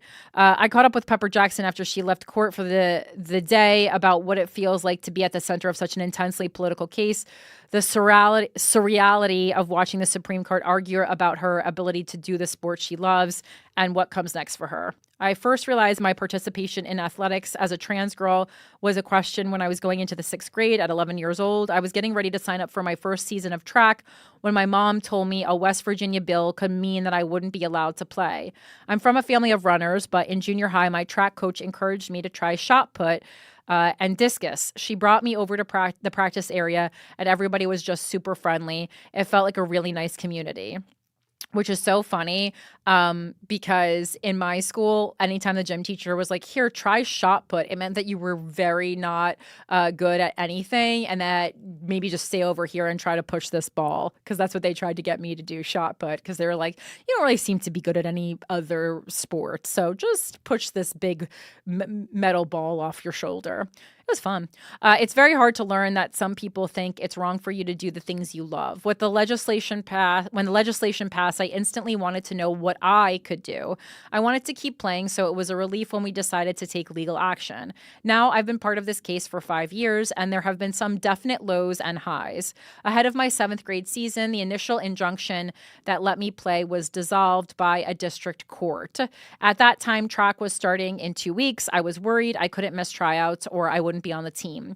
Luckily, an emergency appeal was granted. When I found out, my mom and I hugged, and I gave my 3 dogs some love. We celebrated with mint chocolate chip ice cream and rainbow sprinkles. I was ecstatic because I knew I could play with my friends again. The 2024 Harrison County Middle School Championship was also a tough moment. Some girls from another school protested my participation in the event by scratching or refusing to throw the shot put. It felt weird to know that people I've never met who are my age are protesting me when all I'm trying to do is have fun with my teammates, to be a kid like them. It feels targeted because it is. My teammates were what helped me that day. They wanted to make sure it didn't get to my head and affect my throwing or affect me on a deeper level. Everybody is really supportive. We want to see each other succeed. All the throwers stay close. At practice, we share tips. On the bus, we'll double up in the seats. We'll try to keep each other's spirits up and beat the nerves. We talk and take our minds off of the competition.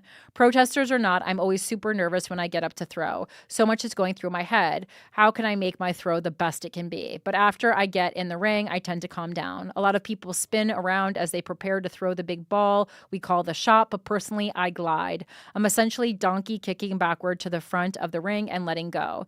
That's one thing sports has taught me. There's more than one way to find success. It's also helped me learn when to overthink and when to just breathe. Overthinking is what makes me good at discus. But at shot put, I have to shut everything out and just let my body do it. If I overthink, then I mess up. As the Supreme Court looks at my case, I'm just remembering that I need to calm down, take a deep breath, and be myself. Hopefully, I'll glide through this too. This morning, as we walked up the steps of the building, it didn't hit me for a second that this was the highest court. I know photos aren't allowed, and not a lot of people have seen what it looks like inside the building. I tried to take in every moment and know that this could be the only time I'll ever see it. I loved the architecture and the engravings around the ceiling area. They showed Greek gods, Aristotle, and Socrates. We passed by paintings of past justices like Ruth Bader Ginsburg. I took a blank legal pad with me into court so I could write things down that I thought were funny and interesting. I didn't know the justices' names by how they looked, so I had my lawyer make me a seating chart. They heard another case before mine. Some of the justices had really good questions. Others didn't seem too interested in anything. It's long and it gets a little boring, so you're getting comfortable, a little too comfortable, and kind of drifting off. My older brother actually fell asleep at one point, so I wrote down his name and then sketched a little drawing of him with a bubble coming from his mouth with Z's in it like a cartoon. When my case was being argued, it felt weird to hear the justices talk about me and say my name right in front of me. It felt like I wasn't there. You're hearing facts about yourself. They're talking about hormone blockers and going through female puberty. I know it's the truth, so it's not like they're saying anything bad about me. It's just a little weird to hear people talk about you and not to you. People, including Justice Kavanaugh, have made the argument that my participation in sports means it's not fair for other people, like I'm taking a spot or someone else's medal. I know from losing myself that it does hurt to get beat. Typically, you want to find something to blame. People blame me a lot of the time. I put in so much work and effort, but I know what it feels like to get beat because I'm not winning all these meets. I learn from those mistakes and I practice. I've had so many people reach out to me when I've been having bad times because of my court case. People I've never talked to have messaged me, telling me that they're here for me, that they support me. It's nice to talk to other trans teens because they're going through different experiences. Do these positive messages outweigh the hateful ones I get? Honestly, no. There's a lot of hate from people, and I've learned that I have to deal with it. I know a lot of the hate comes from people who aren't educated. I can't blame them completely because of a lack of education. Whenever people I don't know despise me, it's like, why? But there is still enough support in the world that I have hope. At the end of the month, track season will start, and it could be my last. Going forward, I just want to make the most of the memories I get with my friends. I will have those forever. Sports have taught me a lot, including that it's okay to lose. If I lose this case, what's keeping me going is that I would still have music, playing the trumpet in my high school band. If we win this case, I'll get back to being a kid doing what I love. I just hope the justices understand that I know who I am. There's a big misconception that trans youth don't know who they are yet, that they're just doing this on impulse and it's a big mistake. But I know who I am. Sports are a big thing for me, and I'm not trying to get a one-up on anybody. I'm just trying to have fun with my friends. And I mean, I think this is like a unique situation for everyone, right? It's like, I know, like, yes, it like I think a lot of 15-year-olds don't know who they are. But then I think of me as an example. And if you met me when I was 15, I got to be honest, I'm not that much different, for better or for worse, than I am as the 40-year-old host sitting in front of you. So that's like, I don't know, like only you and your family and your friends and yourself would know if you're the type of person who is doing something to fit in, or because they feel lost, or because something else is going on, or because they just really know from a young age exactly who they are and they're not going to stutter, you know? But again, like if we're talking about unfairness and physicality, just again, I could have like the minute I saw puberty blocker before puberty, I was like, all right, I'm out. From a small place in West Virginia. West Virginia was hard to live there if you're trans, I imagine. I'm from a small place in West Virginia, and sometimes it doesn't hit me how large this case is and what it means to people. As I left the Supreme Court, there was a huge rally as I was walking down the steps. They were chanting trans power, and they were chanting my name and my mom's name. I was just in this courtroom for 4 hours, and now suddenly there are hundreds of people supporting me. It felt like if you're in a really cold house and then suddenly you open the oven and there's all this warmth that's coming at you. And obviously, like I think the point of this piece was to show that this is just like really an average girl. I think that was the journalists and the cuts like. That was their tactic here. And I do want to say tactic because I do think there's always a tactic. But I just think it's so embarrassing, the amount of time that we're spending on this. And it's like, God bless this girl for wanting to, and, her family being supportive of her taking on this fight that I'm sure has been pretty heavy. And then, meanwhile, I'm not going to go through them all, but then right after I saw that, I saw another Washington Post headline. If we want to talk about being obsessed, this is from today at 5:30. Trump administration opens 18 new probes over trans athletes. So basically, if you are a trans athlete and you exist in America, there's going to be a probe on you. This is probably all 18 trans athletes in America right now. All right. And then, just because I do like to hit things from both angles, this is not like, oh, all trans people are amazing and everything they do is right. If we want to talk about a trans person who I think is not helping at all and, in fact, giving the right fodder, let's talk about Lily Contino. I discovered Lily Contino on my own just because she came up on my Instagram feed. But this person drives me crazy. And again, like I have friends who like when I see like some of my friends who follow like this person, I'm like, are you following like this person seriously, or are you following them to track what they're doing? Because this is a person who I don't even know if they made an attempt to pass, like whatever, you can look however you want to look. And then sits in restaurants and films like hardworking wait staff who don't have time to look at your face, films wait staff, people who are probably like, it's like busboys who are basically like fearing about getting abducted by ICE. They don't have time to look at your face and see what they think you identify as, but okay, just talk about privilege. And so Lily Contino is the person you probably seen online who, sets up videos, goes out to dine alone nonstop and films wait staff misgendering her, which happens all the time because she's really put in no effort. And I feel very comfortable as a woman saying that, because if I, as a biological woman, went out without looking, my best in quotes. Number one, I have been misgendered, as many women have. I used to have a joke about that. Many women, biological women, have had a rough day where they were misgendered. So I understand. Doesn't feel great. I get it. And then number two, it's just like basically setting up a trap to cause a problem that is not helping all these trans individuals who are really suffering and who are really having problems beyond getting misgendered as you're solo dining at a fancy restaurant. It just and also like these like really overtly weird sexual videos, which is like fine. You can, it doesn't matter. You can be gay, straight, trans, or whatever and have a sexual account. But it's hard to. It's. I don't really know like the purpose. Like some videos I think are just basically like trying to make people mad because there's just no sane person who could really like think that this is doing good for a community that really is experiencing problems right now. I just hate this follow. I just hate this. I just think it's just like so negative. Anyway, if I'm missing something about Lily Contino, please send me an email. Is her name Contino? No, Contino, Contino. But it's like Lily Tino _ on. But yeah, but basically she became famous for setting up cameras. And again, it's not like I'm familiar. It's not like a white 22-year-old waitress who has like time. It's literally like a Dominican busboy who's trying to get her a glass of water. And she'll be like, it's she. I don't even want a cookie now. It's she. It's like, it's just so narcissistic is what it is. It's so narcissistic. It's crazy. It's really crazy.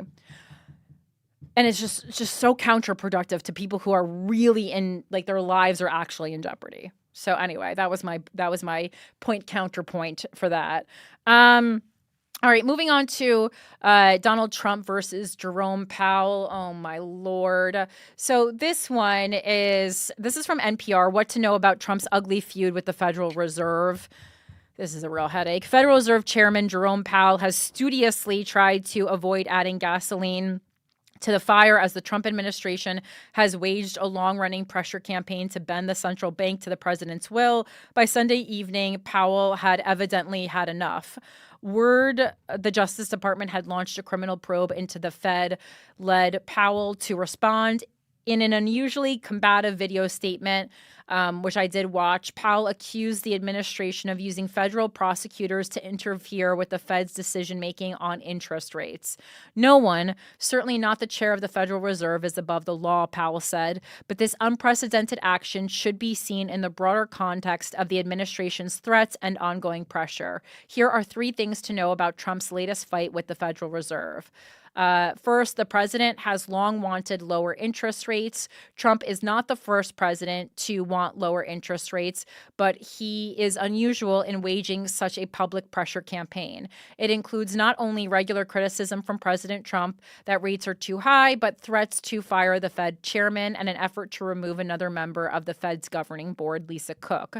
The Supreme Court has so far allowed Cook to remain in her post. A hearing in the case will be held next week.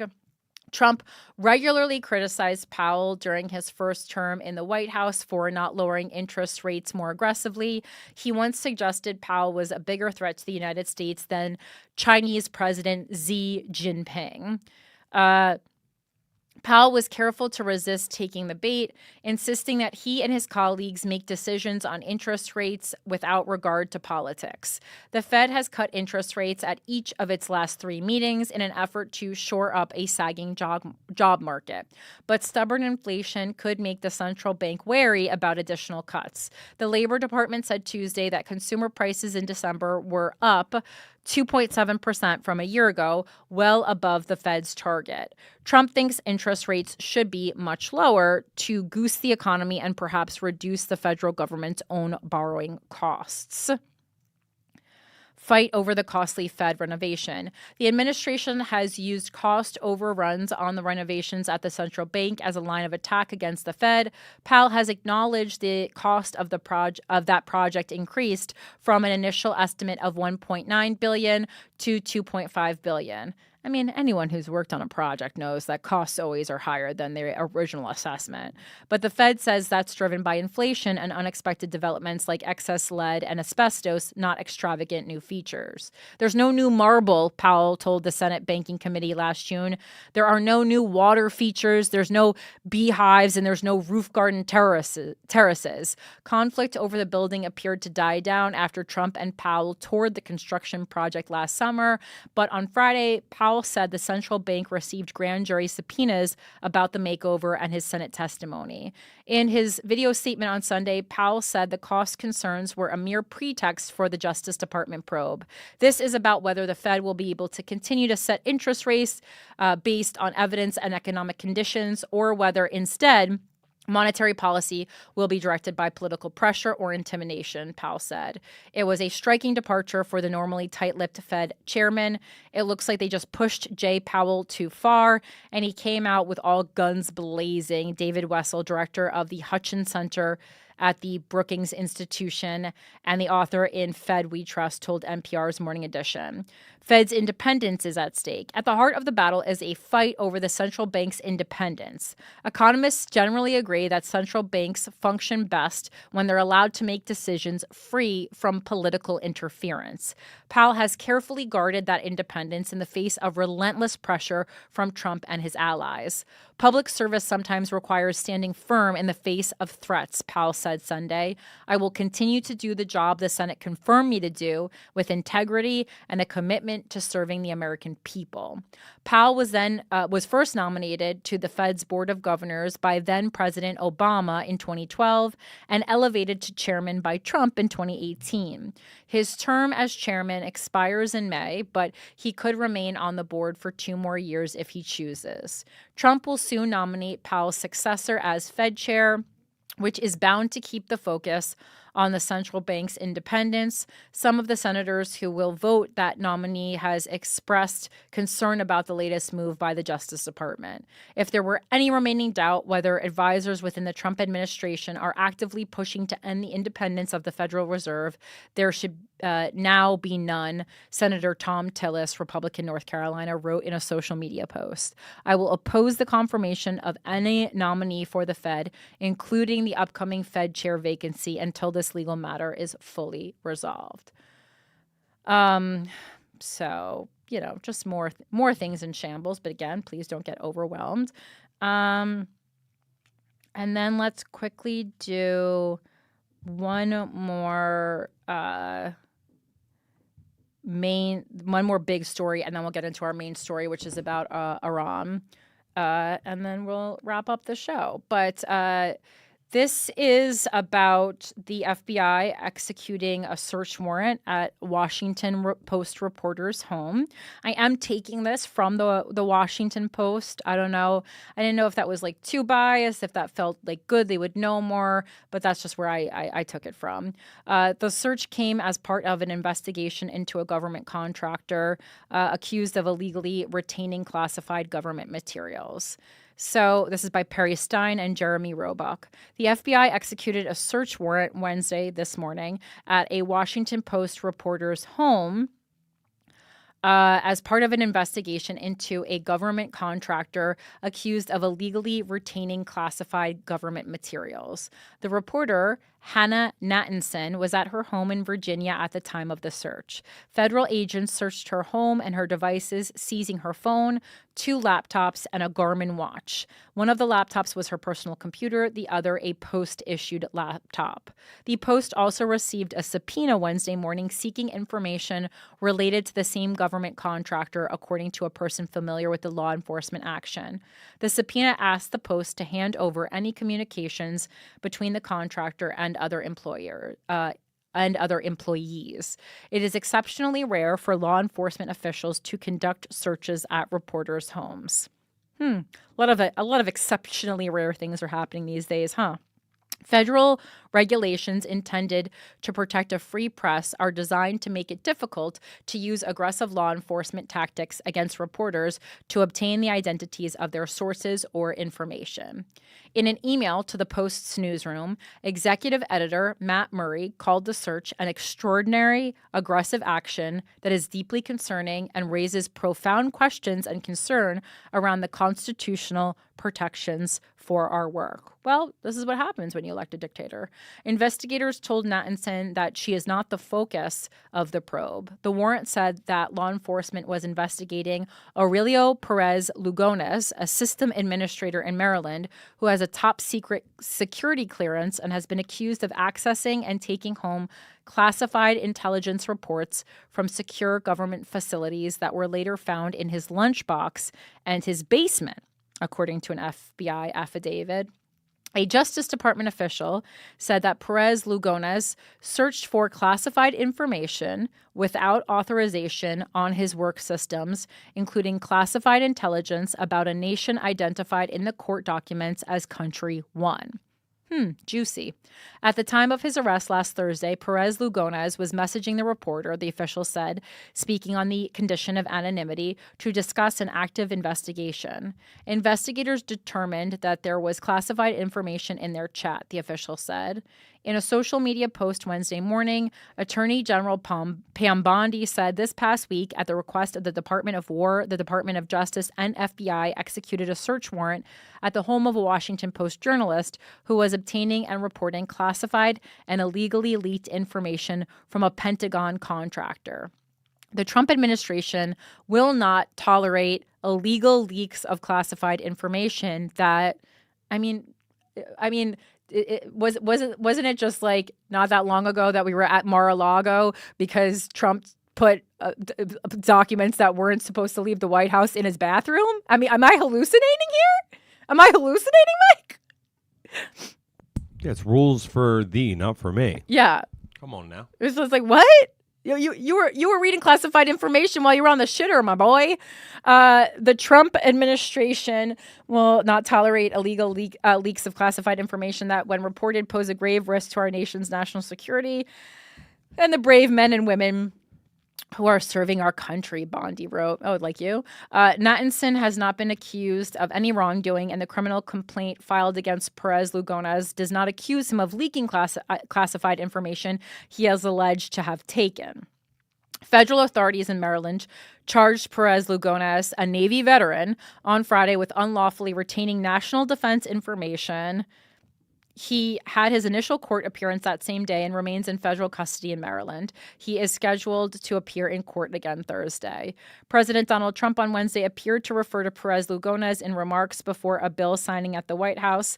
The leaker has been found and is in jail right now. And that's the leaker on Venezuela, and a very bad leaker. All right.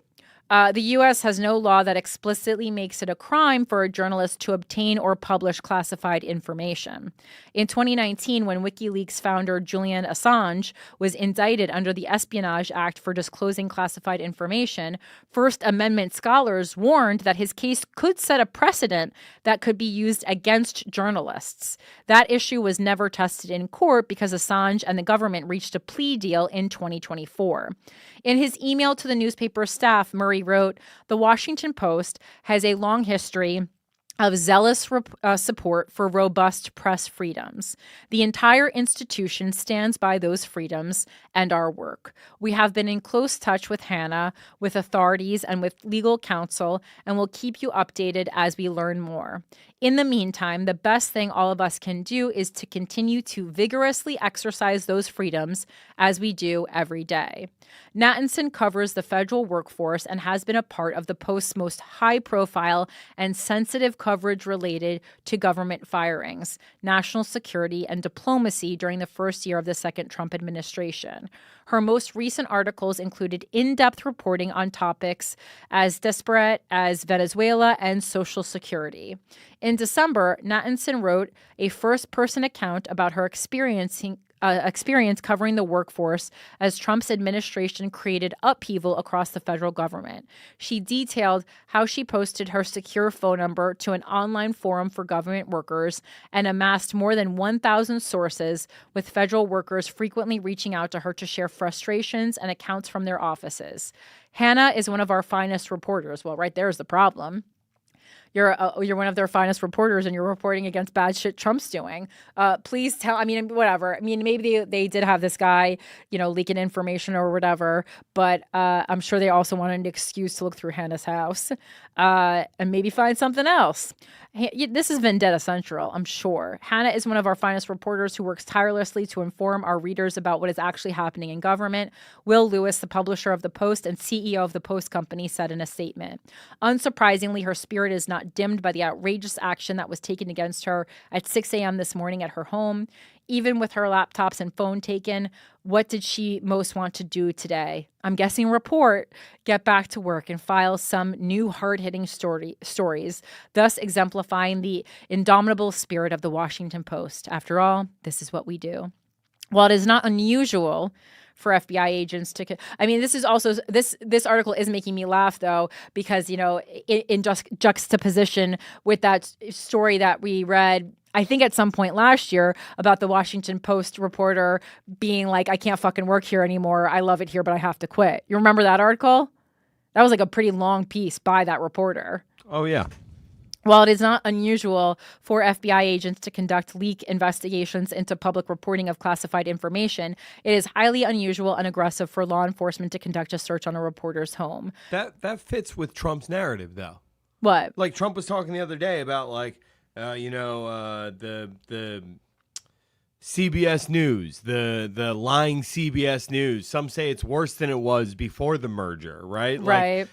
Because they had like that CBS piece that they had to pull, and then the interview they did with him. The 60 Minutes, and it's like, despite the fact that they are throwing puff piece after puff piece, when they do anything that even remotely resembles fair journalism, Trump is like, they're literally worse than they were before. So like, the same way Washington Post is kowtowing to Trump, and that guy was like, I can't believe I'm leaving. The one person who is actually doing their job at the Washington Post is going to draw the ire of the Justice Department. Yeah, and get her home raided. It's like obviously she was writing articles about Trump that were good, and she was getting a lot of information and working really hard. Duh. Bruce C. Brown, president of the Reporters Committee for Freedom of the Press, called the search of Nathanson's home a tremendous escalation in the administration's intrusions into the independence of the press. But guys, we knew this was going to happen. So again, alarming, yes. Surprising, no. The FBI did not immediately respond to a request for comment, though. The Bureau's director, Kash Patel, is he still dating that chick that he's like using our tax dollars to take out to dinner, wrote on social media that the alleged leaked information endangered the military. This morning, the FBI and partners executed a search warrant of an individual at the Washington Post who was found to allegedly be obtaining and reporting classified sensitive military information from a government contractor, endangering our war fighters and compromising America's national security.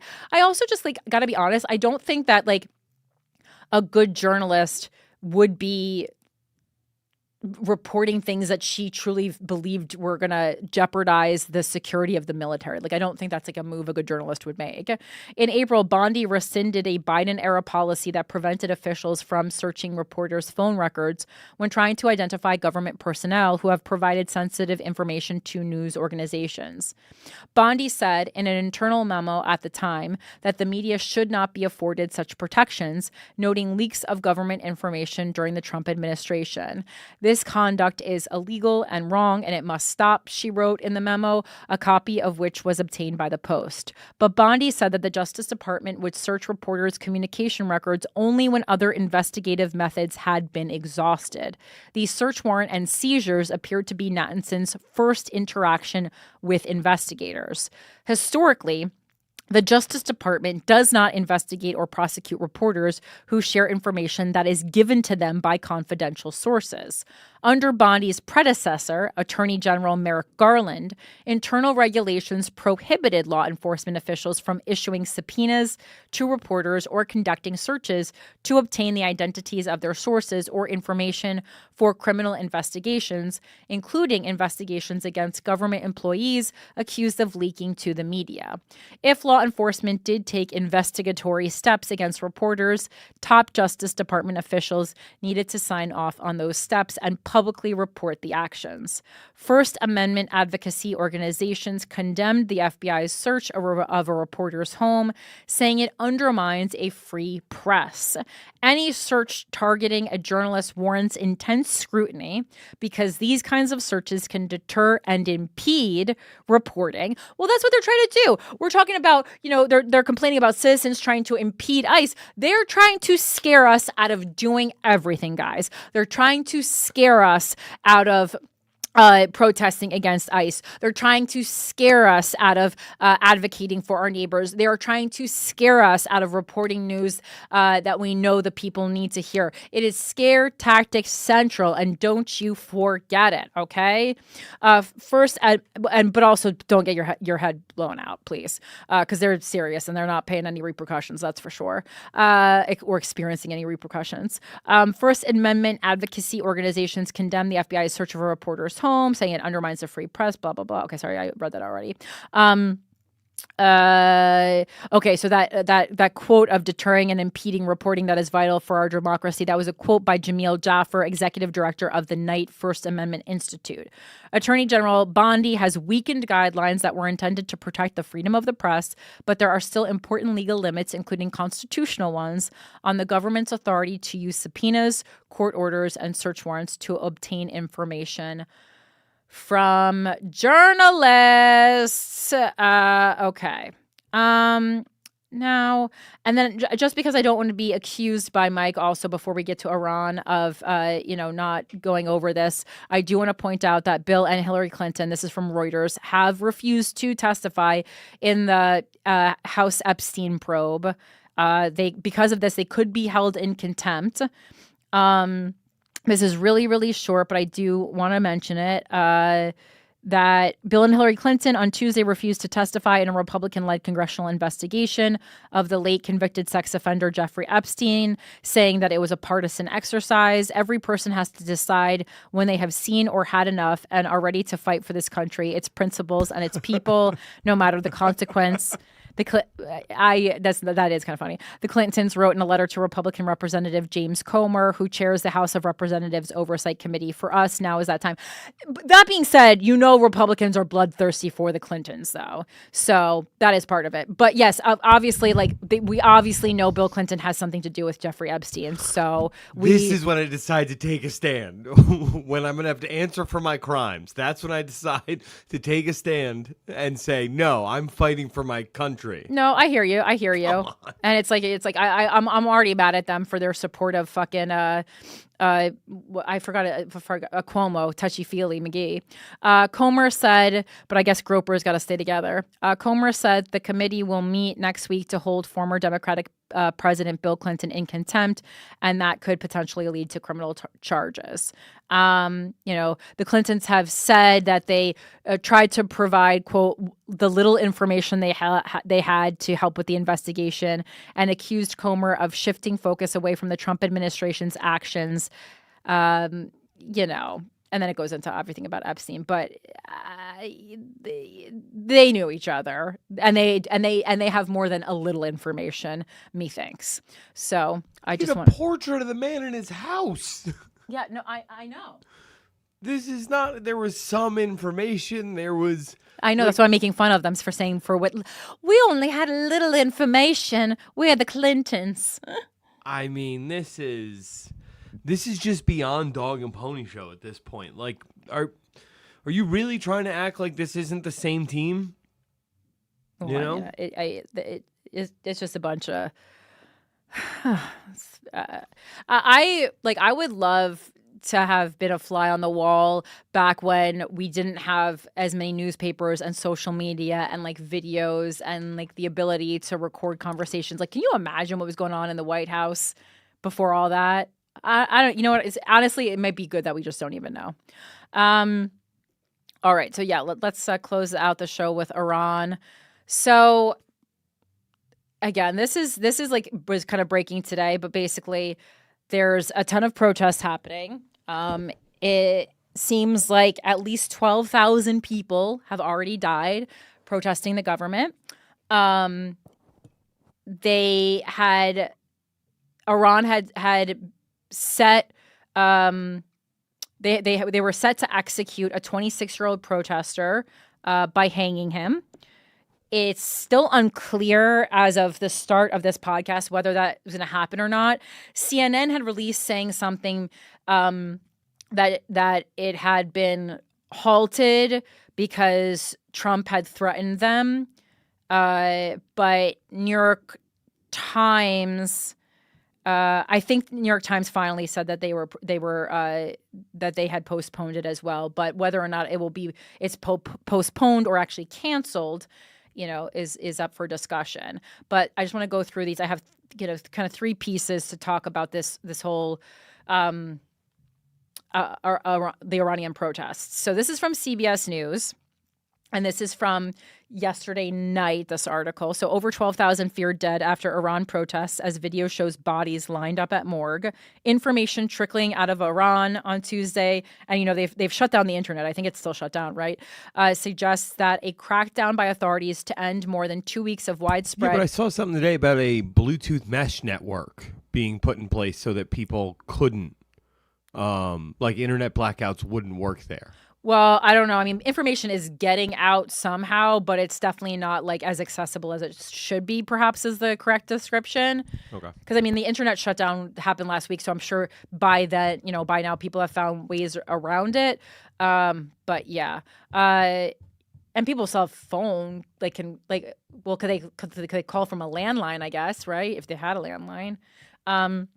Information trickling out of Iran on Tuesday suggests that a crackdown by authorities to end more than 2 weeks of widespread anti-government protests has likely been far more deadly than activists outside the country have reported. So we're seeing this very familiar territory that we see in Gaza and Israel, but specifically Gaza, where it's it's hard to get clear information, which is a war tactic. When it's hard to get clear information, something really bad's going on. I think that can be what you think. But with phone lines opening back up for calls from inside the Islamic Republic, two sources, including one inside Iran, told CBS News on Tuesday that at least 12,000 and possibly as many as 20,000 people have been killed. Britain's Foreign Secretary Yvette Cooper said in Parliament on Tuesday that the UK government believed that there may have been 2,000 people killed. There may have been more. My fear is that the number may prove to be significantly higher. The truth has been incredibly difficult to piece together due to Iran's hardline rulers cutting off internet access and phone services in the country for the last 5 days.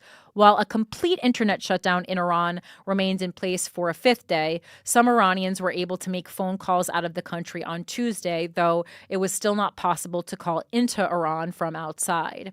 A source inside Iran who was able to call out told CBS News on Tuesday that activist groups working to compile a full death toll from the protests, based on reports from medical officials across the country, believed that the toll was at least 12,000 and possibly as high as 20,000. The same source said security forces were visiting the many private hospitals across Tehran, threatening staff to hand over the names and addresses of those being treated for injuries sustained in the protests. CBS News has not been able to independently verify the massive death toll indicated by the source, which in some many times larger than the numbers reported by most activist groups independently in recent days, though those groups have always made it clear that their tallies are likely underestimated. The opposition Iran International Television Network said Tuesday that its information suggested about 12,000 people were killed. A source in Washington with contacts in Iran told CBS News that it was between 10,000 and 12,000. I love when an article just kind of states and restates the fact 10,000 times. So there's military action. Okay. And I'm just skipping ahead a little bit. A crackdown much worse than we can even imagine. The information that we are receiving shows that the violent crackdown against the protests has probably been much worse than we can even imagine, said Mahmoud Amiri Moghadam, who leads the Norway-based activist group Iran Human Rights. The whole international community's red lines have been crossed, said Amory Moghadam.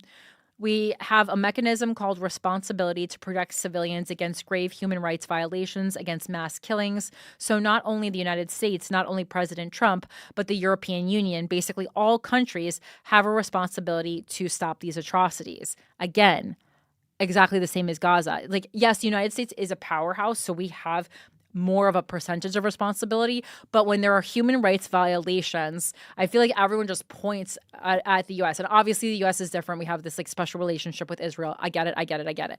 But when it is human rights violations, every country needs to step in. He didn't call for U.S. military action, but urged world powers to provide Iranians with more means to communicate with the world, because this is what the regimes do. They shut off the internet. Basically, it's like solitary confinement. They put Iranian people into solitary confinement and start torturing and killing them. He told CBS News his organization had received a video Monday night showing the aftermath of one purported attack by security forces that left 75 people dead in Mazandaran province, about a 3-hour drive north of Tehran. Amiri Maghadam said that he could not share the video or specific town where the alleged assault occurred, as the information can be tracked and would thus endanger his sources. This is what indicates that the extent has been much worse than we anticipated. Internet access and text messaging services were still blocked in Iran on Tuesday, leaving largely in place the blackout initiated on the evening of January 8th, when thousands of people appeared to heed a call by Iran's exiled Crown Prince Reza Pahlavi to make their voices heard. The protests and the security forces' action against them appeared to escalate sharply for a couple of days from that evening. On Tuesday, Iran's police chief claimed the protests had been ordered from outside the country and that terrorists paid to cause unrest had been confronted inside Iran. Iranians want anyone who can remove the Islamic Republic. Amiri Maghadam told CBS News many Iranians wouldn't believe that narrative from their leaders. Iranian people are so fed up with the regime and so desperate to come out of this system, he said. I remember that I used to ask many people with different backgrounds, who would you support? And all of them basically say that we would support anyone who can remove the Islamic Republic. Iran is a country with a lot of different kinds of people, different opinions. Some would like to have monarchies, some are opposed to monarchy, but I think the priority is to remove this regime. Pahlavi has said that he's ready to return to lead Iran, despite not having been there since his father, the U.S.-backed Shah, fled almost 50 years ago amid intense public outrage over his rule. He told CBS News' Norah O'Donnell on Monday that the Iranian people need action to be taken. The best way to ensure that there will be less people killed in Iran is to intervene sooner so this regime finally collapses and puts an end to all the problems that we are facing. Pahlavi said that he has communicated with the Trump administration, but he didn't reveal any details of those conversations. Amiri Maghadam said an absolute majority of Iranians don't want the regime, like more than 80%. But he said that 80% was roughly divided into 3 groups: those who would like to have the Shah's son, those who would oppose a monarchy, and those who haven't made up their minds. I'm just trying to get a little more information. One second. And like, I guess if you're kind of thinking like, why now? Why is this like all happening right now? It's, you know, the protests, the widespread protests are primarily fueled, I think, you know, by economic hardship. There's high inflation. Their currency is collapsing. There are sanctions, which have escalated into widespread calls for fundamental political change against the ruling theocracy. The unrest is intensified by leadership failures, corruption, and recent regional conflicts, with the government responding with heavy coercion and internet shutdowns, creating a volatile situation. So, like, and when we talk about, like, the economic crisis, it's, like, crippling inflation, where, like, basic goods like cooking oil, meat, that kind of stuff are just skyrocketing. Their currency value is plunging. So it's students protesting, merchants protesting, the general public. and then the sanctions and mismanagement, years of U.S. and international sanctions coupled with the internal corruption and mismanagement have severely damaged Iran's economy. And they're, and it's another situation where they're like, this person who is ruling us, this is a dictator. We want to see this guy die.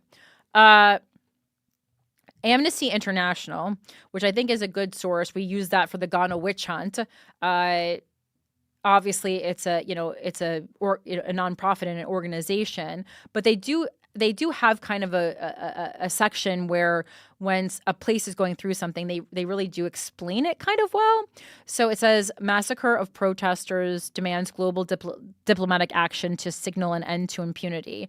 Verified videos and credible information from eyewitnesses in Iran reveal mass unlawful killings committed on an unprecedented scale amidst an ongoing internet shutdown imposed by the authorities since the 8th of January to conceal their crimes, Amnesty International said today.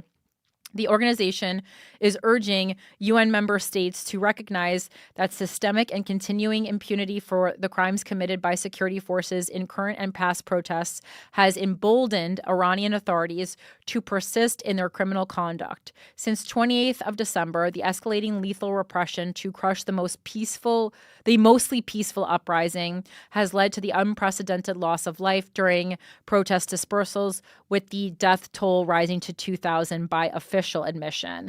And again, that's just official admission. As we saw from the other articles, it's, 12 to 20,000 realistically. UN member states must take immediate and coordinated action to deter further bloodshed, including by convening special sessions at the UN Human Rights Council and the UN Security Council to signal an end to the era of impunity and to deter further bloodshed. Member states should also consider establishing international justice mechanisms aimed at pursuing prompt criminal investigations and prosecutions of those who have committed crimes under international law and gross human rights violations. States must also call on the Security Council to refer the Iran situation to the International Criminal Court. So there's some quotes about things. According to evidence gathered by Amnesty International, security forces positioned on the streets and rooftops, including of residential buildings, mosques, and police stations, have repeatedly fired rifles and shotguns loaded with metal pellets, targeting unarmed protesters, frequently in their heads and torsos.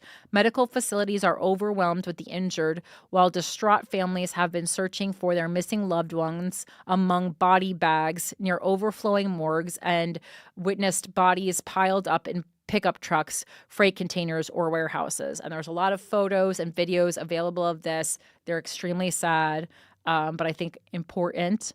Amnesty International has analyzed dozens of videos and photographs pertaining to the protest crackdown since the 8th of January from 10 cities in the provinces of Alborz, Gilan, Kermanshah, Rizavi, Khorasan, Sistan, Baluchistan, Tehran.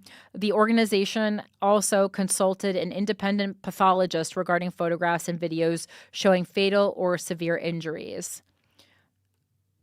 So there's more. This is more just like about getting evidence that they put together.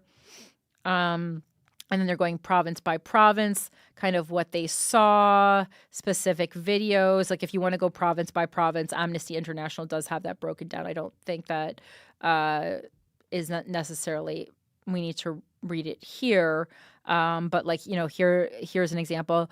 Kermanshah feels like a war zone. It's a field of bullets. Officers came from the surrounding alleys and started shooting. We all ran, but the sound of gunfire is still coming. I was hit by 20 metal pellets and took refuge in a nearby house. The security forces even fired at the homes of people who sheltered those fleeing gunfire. So just really a humanitarian crisis, a mess. And we'll end it with this, will they or won't they execution going on in Iran. So main story, but also could be worse. But also at this point, I don't even know. I guess it's still like a could be worse, but America's getting close, So this is from the New York Times. Iran postpones execution of protester, family and rights groups say. Iran had planned to put a 26-year-old protester to death amid the wave of unrest in the country, but apparently stood down for now. And, I think previously, the right to protest, to peacefully protest, was one of like the coolest things about America. But now with ICE, we see, with Renee Good, with the 21-year-old who was blinded in one eye, we see we are slowly or swiftly, I guess, depending on how you look at it, turning into a place where we actually don't have the right to protest in the way that we used to. So Iran on Wednesday postponed the execution of a 26-year-old protester who was sentenced to death just days after his arrest, according to human rights groups and family members. The apparent decision by the Iranian government to hold off came amid a growing death toll from violent clashes on the streets of the country.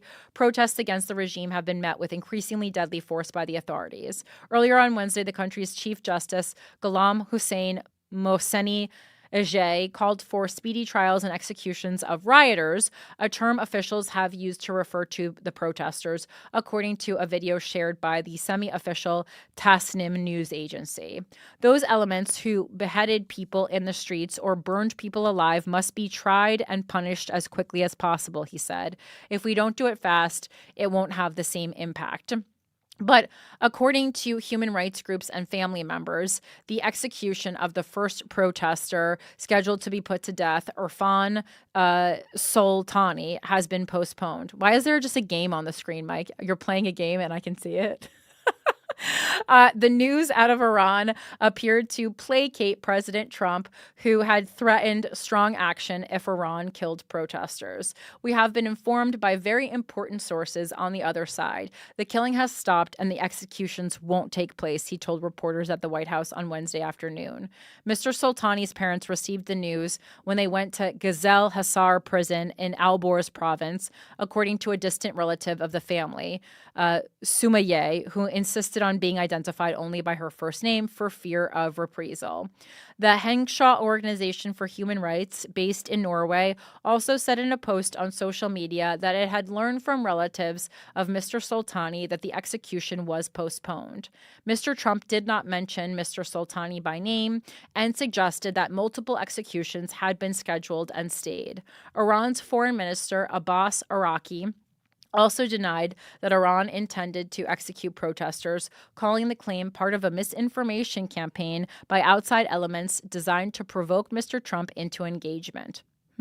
Speaking on the special report with Brett Baer on Fox News, he said he had not heard of plans for hangings, adding, "Hanging is out of the question." All right. I don't know if we can believe these people, but okay. Mr. Soltani was arrested on January 8th at his home west of the capital, Tehran, and has been denied access to a lawyer or other means to mount a defense, rights advocates say. Being denied access to a lawyer. So, Renee Good's family is not being denied access to a lawyer, but they are certainly, being denied the criminal prosecution, which the family privately can only do civil. They can't do criminal. So that's interesting. In a statement, the Henshaw Group said his family has been kept unaware of the judicial proceedings and had been allowed only a brief final visit before the scheduled execution on Wednesday. The family learned just 4 days after his detention that his execution had been scheduled. They don't waste no time. On Tuesday, the family said Mr. Soltani had never engaged in violence and had been merely seeking basic freedoms for Iranians. Since late last month, Iran has been rocked by the largest protests in years against its authoritarian rulers. Mr. Trump has pledged support for the protesters and threatened strikes on Iran if its forces kill demonstrators. Late on Tuesday, which is just, again, it's just like pot calling the kettle black here. Like, what are we doing? So Donald Trump is offering more support for Iranian protesters than American protesters. Again, just digest that. Late on Tuesday, as reports spread of an imminent execution of an Iranian protester, Mr. Trump warned of consequences. "We will take very strong action if they do such a thing," he said in an interview with CBS Evening News. I'm going to say it like that all the time now. "When they start killing thousands of people, and now you are telling me about hanging, we will see how that works for them," he said. "It's not going to work out good." On Wednesday, Mr. Trump said he would be watching the process when asked about possible military action in Iran. The latest moves have heightened fears of another U.S. strike on Iran in a region already on tenterhooks after multiple wars in the past 2 years. Late on Wednesday, Iran restricted its airspace to planes that have received permission for international flights, according to aviation trackers. Senior Iranian officials have responded to Mr. Trump's statements with threats and vitriol. The President of the United States, who repeatedly speaks about the unsuccessful attack on Iran's nuclear facilities, would do better to also mention the Iranian missiles that crushed the U.S. Al Udeid base. Ali Shamkhani, a senior Iranian official and an advisor to the country's supreme leader, Ayatollah Ali Khamenei, said on Wednesday in a post on X. This would certainly help create a more realistic understanding of Iran's will and capability to respond to any aggression. The protest movement was initially fueled by anger over the economy, which has been battered by years of corruption, government mismanagement, and crippling Western sanctions. It quickly evolved into a broader anti-government uprising against the clerical establishment that has ruled since the 1979 Islamic Revolution. More than 2,500 people have been killed, according to human rights activists in Iran, or HRANA, an organization based in Washington. The Norway-based Iran Human Rights said that more than 3,400 have been killed. Again, the numbers, we'll get the information when we get it, but it seems like a lot and a lot more than they're officially being reported. The flow of information about the protests is slow. We kind of know all of this before. And Iran has a history of executing protesters, including during demonstrations in 2022. The practice has drawn condemnation from the public and human rights organizations. According to the HRANA, the rights group, close to 100 forced confessions have been broadcast on state television since the protests began. The footage, so very, North Korea-ish. The footage, often accompanied by dramatic music, shows detainees with their faces blurred, interspersed with clips purporting to show protesters attacking security forces. So that's what's going on right now in Iran. We absolutely need to keep our eyes on that. I'm glad the execution was postponed, hopefully not happening at all. And, if you have any family in Iran and know any other information and can safely get it, I can obviously will talk about it on this show anonymously, and I'm happy to. We just want to make sure that we're getting and sharing as much information as possible. I think that's one of the best things we can do, whether it pertains to the American atrocities, like the terror, nationwide from ICE, but especially in Minneapolis right now, or with the human rights issues and the protests and the mass killings of protesters in Iran. We're just going to keep getting that information out there and sharing it, because that's one of the main things that we can do to continue to support people and continue putting support on or pressure on your elected officials for sure. Again, a lot of people not really being loud enough, and I know there's a lot of things that they need to deal with, but oh well, get a full plate. That's what happens when you're elected official. All right. So that is our show for today. Again, if you are in or around Pima County, I'll see you on February 21st for the first Pageant to the People. I'll be talking in depth on stage, and then of course I'll stick around after. We can meet, we can chat about politics, we can take a selfie, we could really do whatever. I'm there to help engage politically. That is what I will be doing, and ticket link will be up soon for that. I think it's going to be I want to say 50. Again, I was please keep it as accessible as possible, but it is a fundraiser for the Pima Democrats. So that's what's up. And obviously, it's a theater, so no drink minimum. So it's, and at the end of the day, it would probably end up being cheaper than a comedy show. But less funny too. But who knows? Maybe it'll be really funny. I think the talent show part is going to be really funny, actually. I'm really excited for it. And again, you're seeing the, step one in something that will have many iterations. So thank you so much for being with me today. If you want to join the Patreon, it's patreon.com/withoutacountry. And Mike, do you have anything that you want to tell the people about?